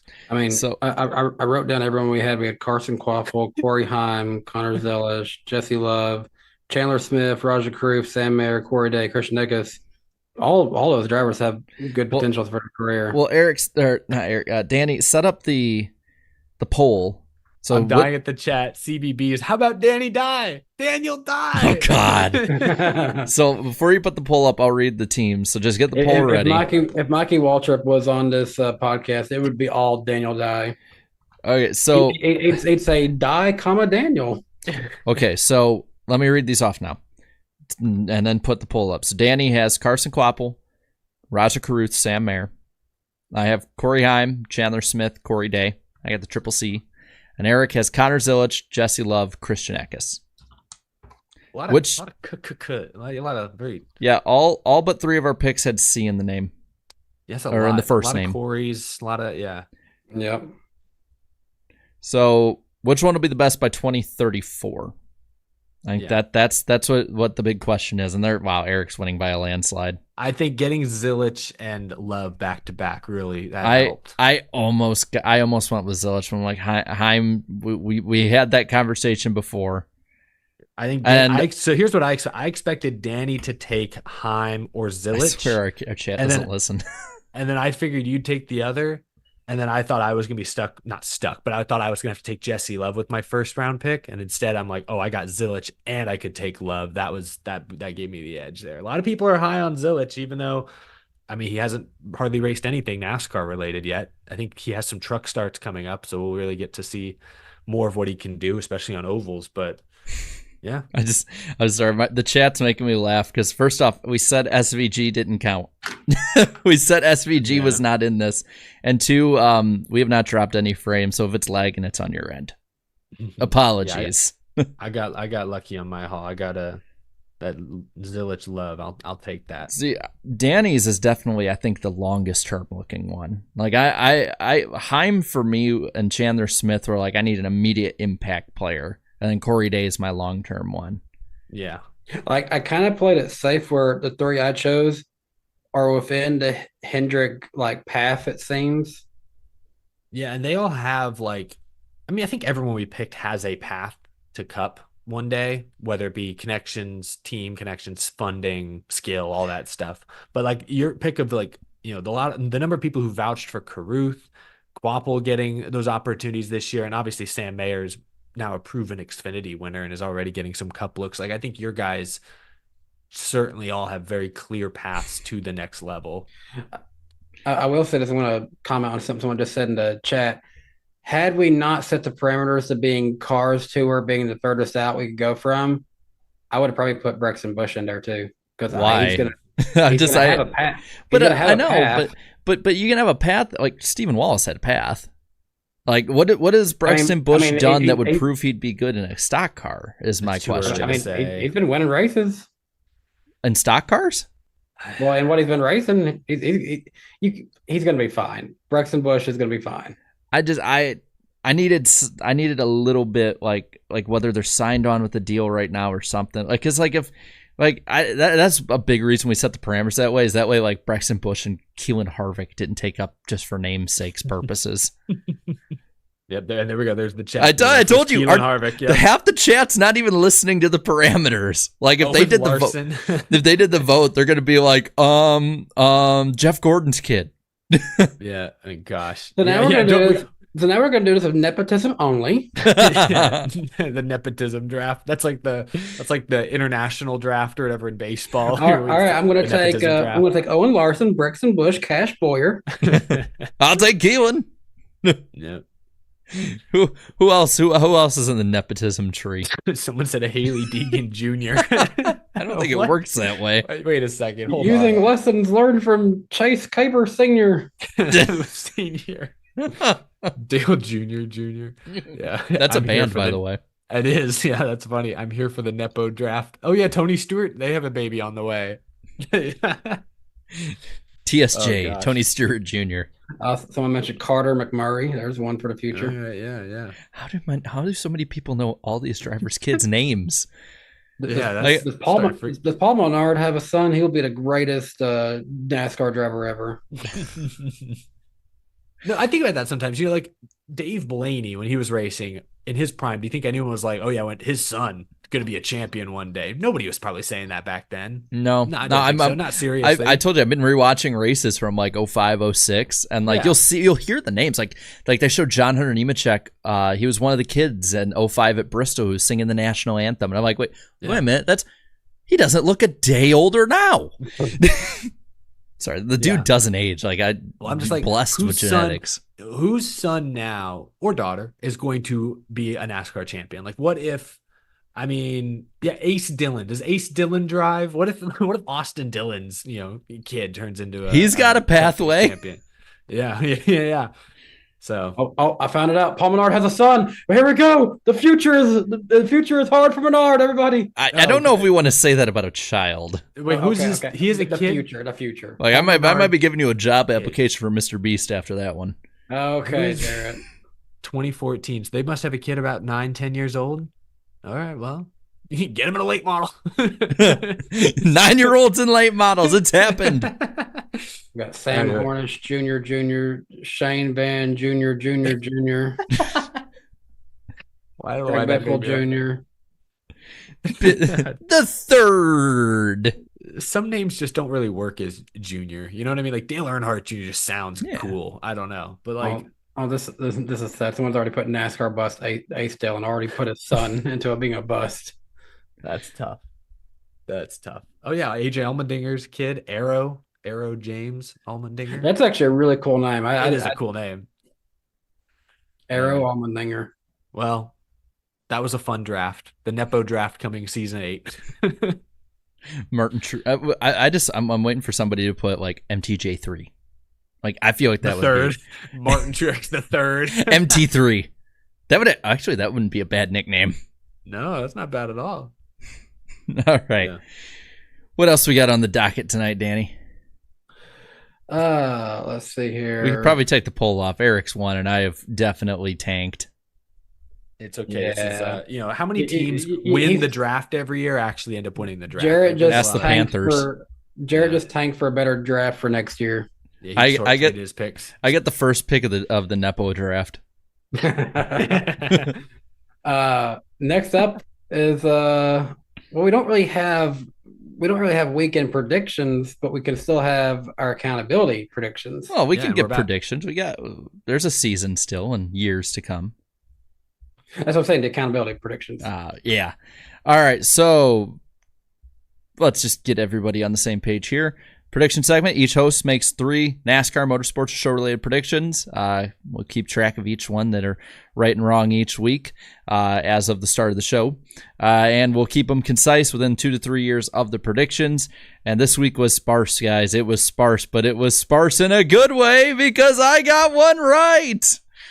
At the expense of Austin Dillon and Kyle Busch. I said that at least, and this was like one of my first predictions of the year, I said at least one NASCAR Cup Series driver would trend on Twitter for a political and or social reason before the 2024 U.S. presidential election. Congratulations, Austin Dillon. Your grandfather made you trend. And then Kyle Busch, the season couldn't get worse. You trended for shit that you weren't even involved with. Eric, Tough break. nothing came off the board. Danny, Right. as of the start, nothing came off the board. We'll get that one covered next week. But the chat came in clutch for you. Prediction wise, I'm leading 37.21%. See, I can win this one for now. Eric is sitting at 33.33333333%, and so on because it's 1/3 correct, and Danny at 27.08. I wonder if somebody just took that clip of me going 333333333 and just like put it on a loop. If it would just sound like, if they thought like, oh crap, the stream's buffering on me. All right. Well, and by the way, chat, you better get to it. 55 likes away. Get your burners. I know you have them. Yeah, come on, guys. I don't want to gaslight. I'm not in the mood for it. I'm just not in the mood. I wish you guys cared enough. I'm not in the mood for this. I was about to say, I am. Alrighty, so this will be interesting. If I can read my own handwriting. I wrote this right after I ran a good amount. But I'm gonna go with the longer term one here. But I think this will be a fun one because it's been rumored. It's been rumored since last summer. There seems to be production rumors on it. So I'm going to say by the 2025 Daytona 500, there will be a credible report of Days of Thunder 2. Ooh, kind of fun. By the green flag of the 2025 500. So like if Tom Cruise is there as like the Grand Marshal and they announce it there, or it's a commercial. Okay, I say by the checkered flag, actually. By the checkered flag. Because there could be like a trailer maybe, if there's any of that. I'll say by the checkered flag of next year's 500. I can edit it while I'm still here. But I'd love to see it. Because if it's anything like Top Gun Maverick, I am all aboard.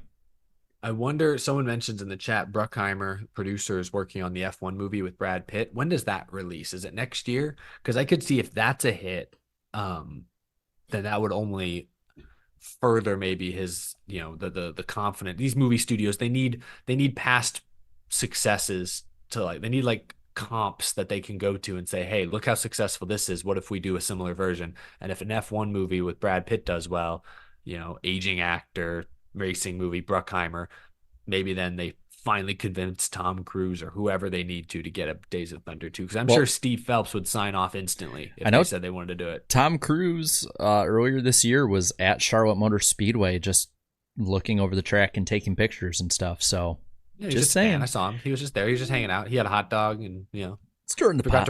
He forgot to rent a scanner though. I saw, no, I'm just making it up. My first prediction, this one's kind of a downer to start with, but I didn't get confident vibes listening to Lajoie talk in his podcast. So I feel my first prediction is that Corey Lajoie will not race full time in 2025. That's pretty fair. I'm thinking a few races in a few weeks from now. I'm thinking that for the Bristol night race, a Toyota will win that race. There's a pretty good chance at that. All right, I'm second up.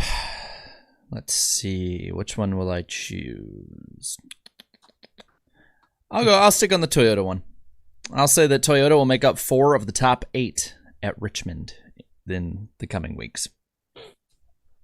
That's just been their playground, man.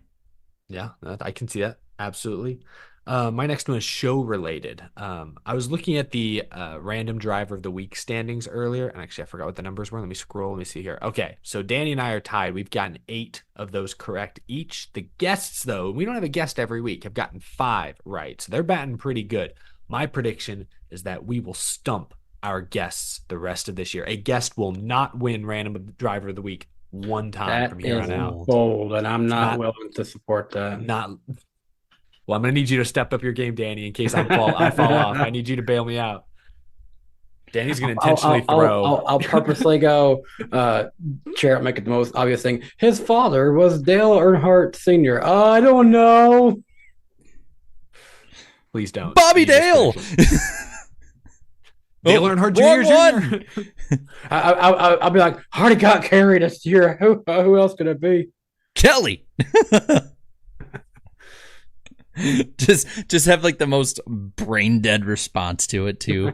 You're like, So I also his father, Kelly. A little inside baseball. I also looked at our upcoming guests. We have a couple of confirmed, but we don't have very many guests confirmed for the rest of this year. So I'm also betting that we just don't get as big. We had a run here this summer of guests every week, but I'm betting on we're not going to have quite as many guests the last third of the year as we've had. We'll definitely have some, but we may not have every single week. So the law of averages, I'm hoping, works in my favor. Is Danny up or me? Oh, sorry. I was getting some stuff written down, so I'm just making sure. Within the next 2 years, Will Ferrell will revise the role of Ricky Bobby for a Super Bowl commercial within the next 2 years. I could absolutely see that. Next 2 Super Bowls or? Yes, okay. So next year's and then the year after. Okay. So there could be any product that wants to, kind of like those commercials he was doing in a movie one time where if you don't chew Big Red, you... Yeah, I was just thinking that the 2026 Super Bowl would be 20-year anniversary of Talladega Nights. What city is it in? Have they confirmed that yet? I don't pay attention until the week of. My team's never there, so I'm a casual fan. Because I could see if they do it in. I mean, there's no football team in Alabama. Well, professional and NFL team in Alabama. But if they ever did one in if the Panthers hosted one, they wouldn't be in it. Let's be real. But if they hosted it. Maybe that this year it's in New Orleans. So I'm trying to think of geographical connections, which obviously don't matter that much, but it could. So I don't know, but I like that. I like that prediction. That leaves me with one last pick. So I'll go with this one. I think, this is Cup Series, by the way, a top 5 seeded driver will be knocked out in the first round of the playoffs this year. Ooh, that's a fun prediction. You want to give me a name? Off the record, you want to give a name? Yeah, give us a name. God, the chat's going to flame me no matter who it is. Mm-hmm. Who's in the top 5 right now? Larson, Elliott, Reddick, Hamlin. Who's 5th? Is it Truex, Byron, Bell? Who's 5th? Hold on. I have I'm an idiot. I've literally been showing down the bottom. So right now it's Larson, Hamlin, Byron, Bell. They have the most wins, and then Blaney has 2. I see a C. I was thinking regular season standings. Yeah. Okay. But I mean, if Truex somehow is in there, I'm picking Truex because that team's he's got no wins, so he won't be in there. Yeah. I was just thinking if he somehow miraculously turned around with points. I guess if I go with the guys with multiple wins right now, God, that's rough. I think I know my pick would be. I think of those 5, it'd be a pretty easy pick. I mean, because of his performance, I'd say Byron right now, but he always turns it on at the end of the year. I guess that's true. I would pick I would have probably said Byron. I would also maybe say Bell just because Toyota, I feel like he's going to blow an engine. I could see him blowing a motor in one of those races. Yeah, I think Bell would be mine, especially with Atlanta there. I think Yeah. Bell would, off the record, Bell would be mine. There is Watkins Glen. I think you'll be good there. And what's the other one? Bristol? Yeah, he'd be good there, but yeah. But I'm just thinking this is a wild card round. It is. It really is. These are going to be insane playoffs. I don't think any of us are ready. I don't think our brackets are going to last the first round. No. Well, my final prediction, remember, was it Talladega? Ford was like 1, 2, 3, 4 coming to the line and they all blew it. Yeah. They're usually good at super speedways. I think Ford finishes 1, 2. I was going to say 1, 2, 3, but let's say they finish 1, 2 at Daytona here in a couple weeks. Okay. I can see that. In honor of some of the college football game I was playing last week, I'm going to do some college football related stuff here. The 3 hosts college football teams, being Jarrett's a Notre Dame fan, I'm Tennessee. Eric, do you claim Texas or Oklahoma now? I guess if Amelia's listening, I have to say Oklahoma, but like I went to Texas. Can I have both? Is that allowed? Sure, you can have both. Because it only adds more for my prediction. Okay. The 3 host college football teams will each be 3-0 at the end of week 3 in college football. Who does when did Texas and Oklahoma play each Let other? me see. Is it week like 5? Much later, but Texas is a lot riskier because they play Michigan week 2. Ooh, I'm trying to see who, because I put it in my calendar and then I stopped thinking about it, like the Notre Dame schedule, until it comes up. So Notre Dame, I think they're second game. They play Texas A&M, NIU, and Purdue. Yeah, they'll be 3-0. Yeah, you should be A&M. It's really Texas that's the one that gives me most concern. Tennessee could slip up to North Carolina State if they're not that good, but if they're good, they'll beat them. Notre Dame, please beat NIU for me. That's like the ultimate game of the year for you right there. Oh, I will seriously have multiple TVs. I want that game. I want that game to be Notre Dame winning and like a 57-0 blowout. And I will sit there and be like, not enough. I'll be like that Kylo Ren meme, like more. Like that will be me. Now that we have our nice area set up for outside, like TV, if the weather's nice, you can come over and watch that game with us then. Well, we do. I think Atlanta is that week Xfinity wise, so I might have to. Oh yeah. You'll probably see him in a post race stream being like, oh, fucking kill him. And that's it, right? That's the predictions. Yeah, look at us. There we go. Where are we on Good likes? stuff. Are we even close, chat? We're 30 something away on my screen. You know what? I'm generous, and I want to play a game either. What if we meet them halfway from where are we at right now? Like, what's the exact likes? We are at 362, which considering we only have 320 watching, I'm about willing to accept. How about this? You know, it's an off week. It's a weird week. I don't want to give it to them right off the bat. I want them to still hit a goal. What if we go down to 375? How about this, chat? I'm going to write down a number on this, a number between 1 and 100. And if one of the first 5 people to guess gets this number correct, we'll play the game. This pen is running out of ink, but okay, hold on. I've written it. Okay. Between 1 and 100, I've written down a number. This shouldn't be that hard, chat, but one of the first 5 guesses. Okay, 62. The 5th one got it. The 5th one got it just barely. You said it shouldn't be that hard. Thank God. Man, we 62. Okay, a lot of people are actually getting 17 now. 369, 50, and then the 5th guess, Snappy, said 17. All right. Should we give it to him? I'll give it to him. Alrighty then. It's the off week. This is a short show. Of course they need to have it. Yeah, random. We need to have it for the watch time, guys. What are we talking about? Random driver of the week. All right. So my friends here, my co-hosts, will turn off their bye bye. Chat is gone. I was actually writing down I was doing the abbreviated version of writing down all of the clues so that I could read it off the paper. It's a little finicky thing for me. So the last couple weeks here, Eric, got it last week with David Reagan. Danny had Shauna Robinson. Our guest John had Dick Trickle. Mike Stefanik for Eric, and Danny also had Carrie Earnhardt. So pretty even split the last couple. Also, I need to say it now before we jump completely on into it. Danny and Eric are tied 8-8 head-to-head here when it comes to getting it right. Guests have 5 on the year. I have stumped everybody once. Are you ready? I said, "Are you ready?" I'm just thinking of Ozzy Osbourne just at the 7th inning stretch at Wrigley. Are you ready? Are you ready? Let me hear ya. Are you ready for a good time? 1, 2, 3.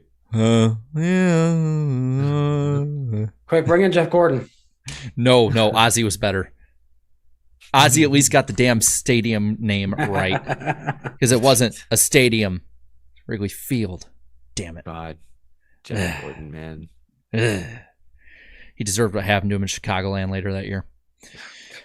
For that. He won the next year. He redeemed himself. Anyway, all right. Has We've the had chat enough guessed it stalling right? for watch time. Has the chat guessed it yet? I don't see it yet. All right, let's get it going. This random driver spent most of their early career at the South Boston Speedway. So, Okay. It's a lot of drivers, potentially. this random driver also hails from Mount Sidney, Virginia. It's a cool name of a town. I figured it'd be a Virginia driver. They were in South Boston. Could be North Carolina. Could be Tennessee. No. Don't Well, you've already judge. said it's Virginia. Don't judge. Yeah. We have cars. This random driver was a driver for and also a protege of Ken Schrader. Okay. Cool. Okay. All right. This random driver also participated in the Kulwicki Driver Development Program. Cool Wiki driver development program. Yeah, it's like a driving school. Yeah, All right. I do know that. That Alan Kulwicki was in charge of. at one point, or maybe named after. I'm not sure on the details on that one, so don't quote me. This random driver ran in the 2016 All-American 400 for David Gilliland. That's really random. Or is it? This random driver's LinkedIn account has the latest education listed as Stewart Middle School. Wait, okay. That's what it said. I love that. I love that they have a LinkedIn just to put their middle school as their alma mater. It reminds me of those old Sunday Night Footballs where it's like Jared Allen Culinary Academy or Balso Hard University. This random driver also works with the Duke University School of Medicine on cancer research. Wait, so they only went to middle school? Wait a I second. didn't say did research. By the way, I'm not hinting on clues, but so just letting you know. Has the chat gotten it? No. Oh, they haven't? Wow. Okay. I'm surprised. I feel like you've given us some really juicy clues that somebody would have picked it up. Someone a lot smarter than me. This random driver's personal website domain has lapsed. Oh. It's like, I don't know, after a while, it's been like $20 a month just to keep renewing it. I don't know. I looked it up and all I saw was GoDaddy. Oh, GoDaddy. It's Danica. That's a hint. That's a hint. Is that a clue? Is that an answer? No. This random driver's Twitter starts with P1. Like, I feel like I've seen that. like it's at P1 something else. Yep. I don't know. This random driver ran for 3 Cup teams. I will not Name list them. Ah. Aw, shucks. This random driver also has not raced in the next gen era. Okay, I'm gonna make a guess. Yeah, what you got? Elliott Sadler. Incorrect. Okay, I just wanted to throw it out there. Chat has it, by the way. Chat's gotten it right. Yep.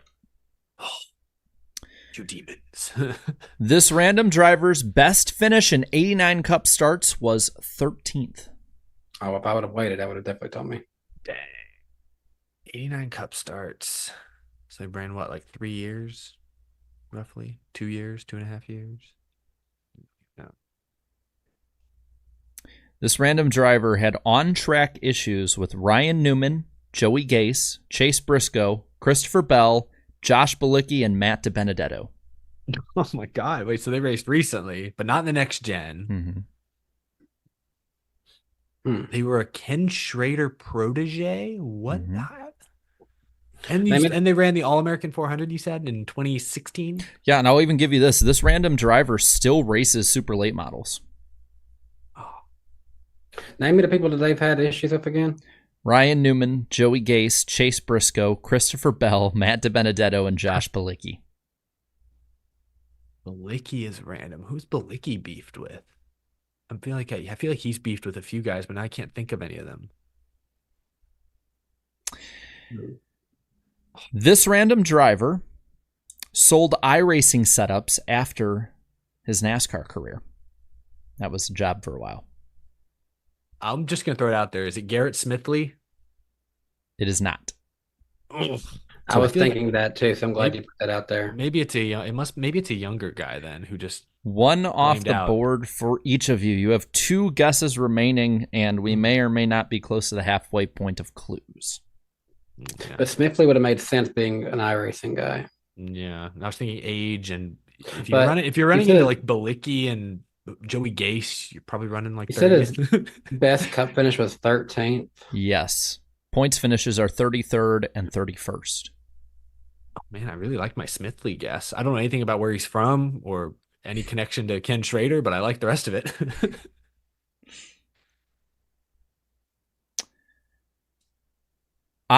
This random driver has been tweeted about full name twice by me and once apiece by Danny and Eric.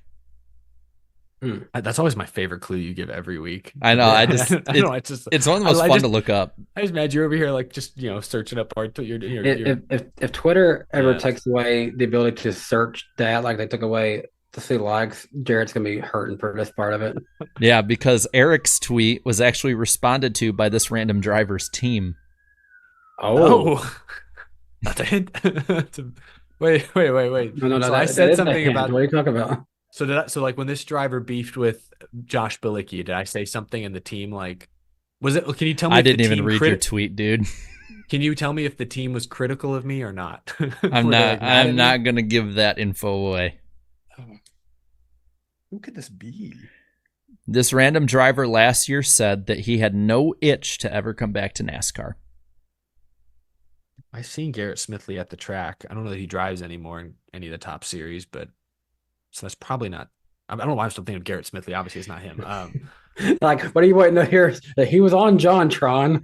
I might have guessed Joey Gase, honestly, until you told me he had beef with Joey Gase. So I actually looked into this one to verify. Looking in the mirror. So I looked into this one to verify if it was true, and it is. All 3 of us have attended races where this random driver has crashed. How did you look this up? What do you because I remember the races you guys tell me about where you went, and I was like, I'm gonna look and see if this driver's crashed in these ones. So this guy's crashed a lot, not very good. Next gen, young guy, not race next gen. He pre-next gen. I got a fun one here. It's gonna make it even more fun if a guess doesn't pop up. This random driver has been on Out of the Groove. I interviewed Garrett Smithley once. He just keeps coming back to the Smithley tree. Who did I talk? I mean, I've talked to quite a few drivers in my time. Yeah, but I'm about to like go to my channel. No, but by the way, you guys probably should start guessing because we got 1, 2. I'm gonna make a random guess here. 5 clues left. I'm making a random guess. Quinn Houff. Is that your final guess? Oh, it's probably Quinn Houff. I did interview Quinn Houff. I've only had one. This is my second one. I think it is correct. Good job. Whoa, let's go. He wrecked in the race we were at in Nashville in 21. We're all there. I just threw you off with that one. I was not going to be like... I guess I started thinking of like guys who didn't race long in Cup sucked, didn't make it to next Yeah, man, gen. I I was like totally Quinn forgot Howe. about him. I didn't know if he was from Virginia or anything, but Quinn Howe made a lot Hey, of sense. he did get on the next gen in NASCAR Ignition. Oh, Oh, He was on the roster for that game. that's crazy. Yeah. that was a good pull, man. I'm bummed I didn't get that one, but I totally forgot about Quinn Houff. So I did interview him So I once back in guess like I guess 2019 Starcom. maybe. I guess Starcom would have been the one who responded to something. You it said. was a positive response. Oh, good. Were they like, thank you for interviewing our 35th place driver? No, I think you had said something like positive about Quinn, and they like said something positive back. I don't remember all that. Aw. I kind of had to throw it off because you guys asked me these questions. I have to deflect a little bit. So what in the world is Quinn Howe doing at Duke University now? So he helps with funding with their research development program because I believe his grandmother either died or had cancer. So it sounds like a great dude outside of racing. Just couldn't cut it in Cup. I don't know if this is part of your clues or not, but did I read something that he's gone like his family has like a trucking business or something like that? Is he doing trucking now? I might have went down the wrong. I was looking these clues up while I was at the airport in DC the other day, so I was like, I might have not barked up that tree. So I'm not sure. One of the other clues was he's the same age as Eric and I. Yeah, I was totally forgot about him. I'm mad. I don't know if I ever would have gotten it honestly until you said his name is. Unless you told me Starcom, then I might have. He honestly had probably the most forgettable, shortest NASCAR career. I'm sad to say that, but that's true. Yeah. No, but I do remember some of the beef. What was the deal at Texas where he like turned down? Who he was pulled that? the JJ Yaley. Yeah, it was Bell and I think one other, but he pulled a JJ Yaley and he tried going across like 3 lanes into the pits. And that was actually the majority of tweets when I looked up, like, because I'll look up tweets about drivers, like just in general, and see what people were saying. And the majority of tweets about him were from that Texas race. And I was like, oh, tough break. Oh, this is going to be rough. It was actually difficult to find some good facts on him. Man. But yeah, that was a good one. Yeah. Good job, Danny. Thank you. Danny is up. He is up 9-8 on Eric on the year. Tough break. But we've been neck and neck. We've been back and forth. That's been good. Yeah, this is like a really close race happening right here. And by the way, we're only 12 likes away from the like goal. Yeah, y'all just want to might as well just finish it off. I mean, for crying out loud. I guess we can finish up the super chats though. Now that we're at this point in the show. Okay. Let's see here. Okay. So we ended off talking about Jarrett's Only Pups page coming soon. No. Ben Lewis, appreciate the $5. Good reference to the recent movies. I saw Twisters last night at the theater, and it was really good, but not as good as the original. I feel Can't like beat the original. They're both great in their own parts. I did watch a YouTube video where they really compared everything in down in great detail, and some people have said it might be better. I enjoyed them both. They each have their own story. It didn't feel like it was trying to be a carbon copy of the original to me. So That's good. Respect. Jarrett, you haven't seen it yet, have you? I saw half of it on Twitter before the tweet got deleted. No, not Deadpool and Wolverine. No. I saw the first quarter of that one. No, I saw the first half of Twisters, and then Twisters was on there too. Dude, every movie is. It's like like if you want to pirate something, like make sure it's just like an hour and a half long, and you'll be good to go. Oh yeah, I think there was like before the commercial, everyone come out that SpongeBob movie was on Twitter or something like that. Yeah. It's awesome, man. All right. Alex Love, appreciate it, $2. Anyone seeing Transformers 1 when it comes out? Not in theater. It looks good. I might want to watch it, but not in theater. If I just like see it on stream. Transformers 1? What? Are they like re-releasing the No, Shia LaBeouf? It's like it's a prequel. And it's more like it's an animated thing. It's its own unique thing. I saw a trailer. I did see a trailer for that. I'm not a big Transformers guy, but yeah, go for it. Actual cannibal Shia LaBeouf. NASCAR Sun 2414, appreciate the $4.99. Hey NWP guys, Danny, nice job on your trains videos and awesome NCAA football video game episodes. Eric and Iceberg, thanks for NASCAR news updates. Appreciate it. Yeah, well, you're welcome. Thank you for watching. NASCAR Sun 2414, appreciate the $4.99 as the additional. After stacking pennies this week, I'm cheering for Corey Lajoie. Any 30 of you guys doing anything fun during the NASCAR off weeks? I I don't think fun per se. Just I'm going on a trip to San Diego. My cousin's getting married in a month, and we're going on a bachelor trip to San Diego. I've never been to San Diego, so I'll be there for a few days next week. Nice. I don't know what I'm doing. I figure it out as I go. I might go film a train Saturday morning, go to the Nashville Fairgrounds to the flea market there on Saturday. I know what I'm doing. I'm helping John set up for the event.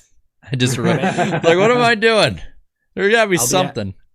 I'm super excited because I think on Monday I'm going to the Rangers Astros game here in Arlington. I have been to the Rangers Stadium, their new stadium, a couple times now, but I've never been to an Astros Rangers game in hostile territory. I'm so freaking excited, but I will be devastated if the Astros lose. So I know everyone in the chat hates the Astros. Pray for me just this once. Hey, it can't be any worse than me going to a Braves game, even though it shouldn't matter. I had on my Tennessee Vols national champions baseball shirt, and as I'm walking back to the car, this car goes by, and it didn't hit me at first, but I realized after they drove off that they must have been Georgia fans because they were literally barking at me because I was wearing orange. That sounds like brain damage. Yeah, I gotta y'all unhinge Georgia fans. Georgia fans are not normal. I will tell you that right now. Hey, the Cubs are beating the Reds 13-4. Ooh, the Braves Stadium is nice. I actually saw the Astros play there last year. It was a good time. That's a nice stadium. Fred Dog 81, appreciate the $5. NASCAR posted on Instagram that Bowman is the most pleasant surprise of the midseason, but I think it's Keselowski. Your thoughts on this? Ooh, I've got a video coming out tomorrow on one of these very topics. Hey, Bowman's on my list. He's not number one. He's on my list, though. I want to make a point of the three of us on the podcast because Danny fell off for a bit. I was the biggest one on the Bowman hype train still going in through the year. I did not waver. I knew if his back was healed, he'd be fine. I'm back in. I'm locked in. I'm wearing a shirt. I'm back. I never left. You're saying that Bowman being good this year was not a surprise, then, Jared? Not to me. Not be on that list. Not to me. Okay. I wasn't. I thought he'd be good. I've been right for years on Bowman picks. Like I was the only person verifiably on the internet that picked him to have 4 wins in 2021, and I will always brag about that. Well done. All right. I will say I disagree on the Keselowski thing. Keselowski just hadn't got a chance to win yet, and then now he finally broke through on that. He's been still good these last few seasons. Yeah, he was round of 12 last year, and I mean that's probably what he's going to end up doing this year. My spoiler alert for the 300 people watching right now: Todd Gilliland is my biggest pleasant surprise this year. Yeah, top 20 in points, signed a multi-year deal extension, I should say. Like considering where he was 3 years ago, I'm really impressed. Who's the biggest unpleasant surprise for you guys this year? Kyle Busch. Yeah, I think it's got to be Kyle Busch. I think Kyle Busch, yeah, definitely. I think he's first. Josh Williams. Like, I thought he'd do something. Yeah. Yep, no, I'm with you. Kaulig as a whole is just not even. I guess like, Cup, Josh Williams, I just didn't know what to expect with that deal, honestly. A top 10. Like, competing. I mean, like, Sheldon Creed, too. Like, come on, man, get a win already. God, yeah. I mean, he's literally in a better car than he was in last year. Better car, same second result. Mm-hmm. Grid Flow, appreciate the $2 there. Who is the best nepotism baby? My pick is Chase Elliott. Richard Petty. Oh, yeah, I guess that's probably right. Yeah, that's a good call. How are you gonna beat that? He didn't really make it up to the top ranks in NASCAR, but does Dale Earnhardt count? Ralph Earnhardt was a pretty good driver in his day. Didn't expect that one, did you? That's funny. Hello FR. I guess that's HelloFresh's burner account. Appreciate the $2. Do you think Elliott Sadler flipped higher than the fence? I guess is this the Pocono crash we're talking about? It might have been the Michigan one. The Michigan one. That's the one I heard he flipped. He's on Dale Jr. Download this week. Has that episode come out yet? Or I think it came out like an hour before we went live. I was seeing some clips about it. Yeah, I mean, I think it sounds like they might talk about it there. They're sort of using that to promote it a little bit. So it'd be interesting to hear his side. I heard from someone who was there that he did, but there's no footage. That's always been the urban legends that he did. NASCAR made him delete the footage, whatever. Like, I don't, maybe it's true. Maybe it's not. We may never know. I think it was because what year was that with Michigan? Was it 2000 or 2001? Might have been earlier. It was right around that. It was right around that time though that there was a safety concerns too, and NASCAR like basically was like, There's no footage of this. 2000. Okay. All right. Thanks for the verification. Groovy Goose, appreciate the $4.99. I don't know if Jarrett follows WWE. He doesn't, but he kind of reminds me of CM Punk, at least in terms of personality. Is that a compliment? Would I consider it a compliment? Because I think what me and you would consider compliments are different. Like, I guess CM Punk can be like a narcissistic, sarcastic butthole sometimes. Sign me up. And plus, I follow a little bit of WWE. I follow Rhea Ripley on Instagram. I gotta type. I won't. I'm not afraid to admit it. So I don't follow WWE, but I've heard of CM Punk, and I'm looking at his photo now on Google Images, and I've never seen this man in my life. Like, I'm shocked that he is not. I don't recognize him whatsoever. Well, that's fine because he left WWE in 2014 on very bad terms and didn't go back to wrestling for like nearly 10 years. He went to AEW, found out that they were a very trash run organization, worse than WWE was when he left, and now he came back to WWE. You know who he looks like? Professionals. You know what he looks like? He looks like an older version of, if it was a real life person, not a cartoon, of Duncan from Total Drama Island. He looks like a pop punk lead singer. Well, he looks like he looks like a more buff Adam Levine from Maroon 5. Fun fact: CM Punk has a tattoo on his arm of Pepsi because some of his friends were getting like tattoos of their favorite like drink, but he doesn't drink alcohol, so he got a Pepsi tattoo instead. I respect that. That's fun. We got two more here. Bobby Blair, appreciate the $1.99. Quinn Houff, GOAT. And Alex Luft with $2. Go Drew McIntyre. And this weekend is SummerSlam. CM Punk is facing Drew McIntyre with special guest referee Seth Rollins. So that should be a fun match. It's been a heated rivalry up to this point. Really with all three of those men, but mainly Drew and CM Punk. So it should be a fun time watching that in Cleveland this weekend. Danny, that was all Greek to me. I don't know what's going on, but I'm all for it, I guess. Right, next up, we're talking about trains. Let's talk about the CSX ES44AH and why it's the greatest train engine on the roster. Guys? Thomas. Is that the one that's like kind of blue and yellow? Is that the one that goes? No, it's when it was my mistake. I was thinking of the previous generation. My apologies. Yeah. And then when it rides by, the engine sounds like. Hey, good job, chat. You hit 400. Is that the one that keeps waking me up at night? Okay, I don't know if any of y'all know this. Favorite Tom of the Tank engine episode comes from Isaac V for $1.99. I actually have an answer for this. I grew up on Thomas the Tank Engine. I don't remember any episodes specifically, but we had a movie on VHS that I ran into the ground. I think it was called Thomas and the Magic Railroad. Used to rock that. That was a good movie. Yeah. I used to have a bunch of Thomas VHS tapes when I was a kid. Are you surprised? But one of the ones that stands out to me was one where I think it was somehow Thomas ended up crashing into a house and even got like all this dust on his face and even like an egg from like the house to go into the kitchen that he crashed into. It was on his face. So I just remember that. We got one more from someone that we honestly don't hear much from anymore these days, with a classic throwback response here. Jar Jar Binks coming in of $1.99. Boo, doo-doo head, Kevin Harvick. Hashtag Boo Harvick forever. Was Alec Baldwin in Yes, Thomas and the Magic Railroad? He was. He was the main conductor. Oh my God! I'm just looking up clips and I'm like, wait, I know that guy. That's an A-list. That's a real actor. What the heck? Wow. Daylight P&W Productions, appreciate $1.99. It's off week, time to watch trains. Well, boy, do I have a place for you. Go check out Danny B Trains to check out lots of great freight trains from America. Is this the girl from Matilda in Thomas and the Magic Railroad? Railroad? I think it is. Oh my goodness. All right, gentlemen, I'm going to be rewatching Thomas and the Magic Railroad tonight. All right. and no pun intended. We're off the rails now, guys. They keep sending in super chats, so yeah, good Good show tonight, y'all. I This do was a think fun, that's all fun we chat. got for tonight. Actually, we somehow made it over 2 hours. I told Eric's like, it's only going to take less than 2 hours. I'm like, yeah, okay, hold the phone, buddy. Hey, we've been doing 240 lately, so at 210, I'll take it. Well, next week we'll do 240 on your channel. Oh, great. Yay. Yeah.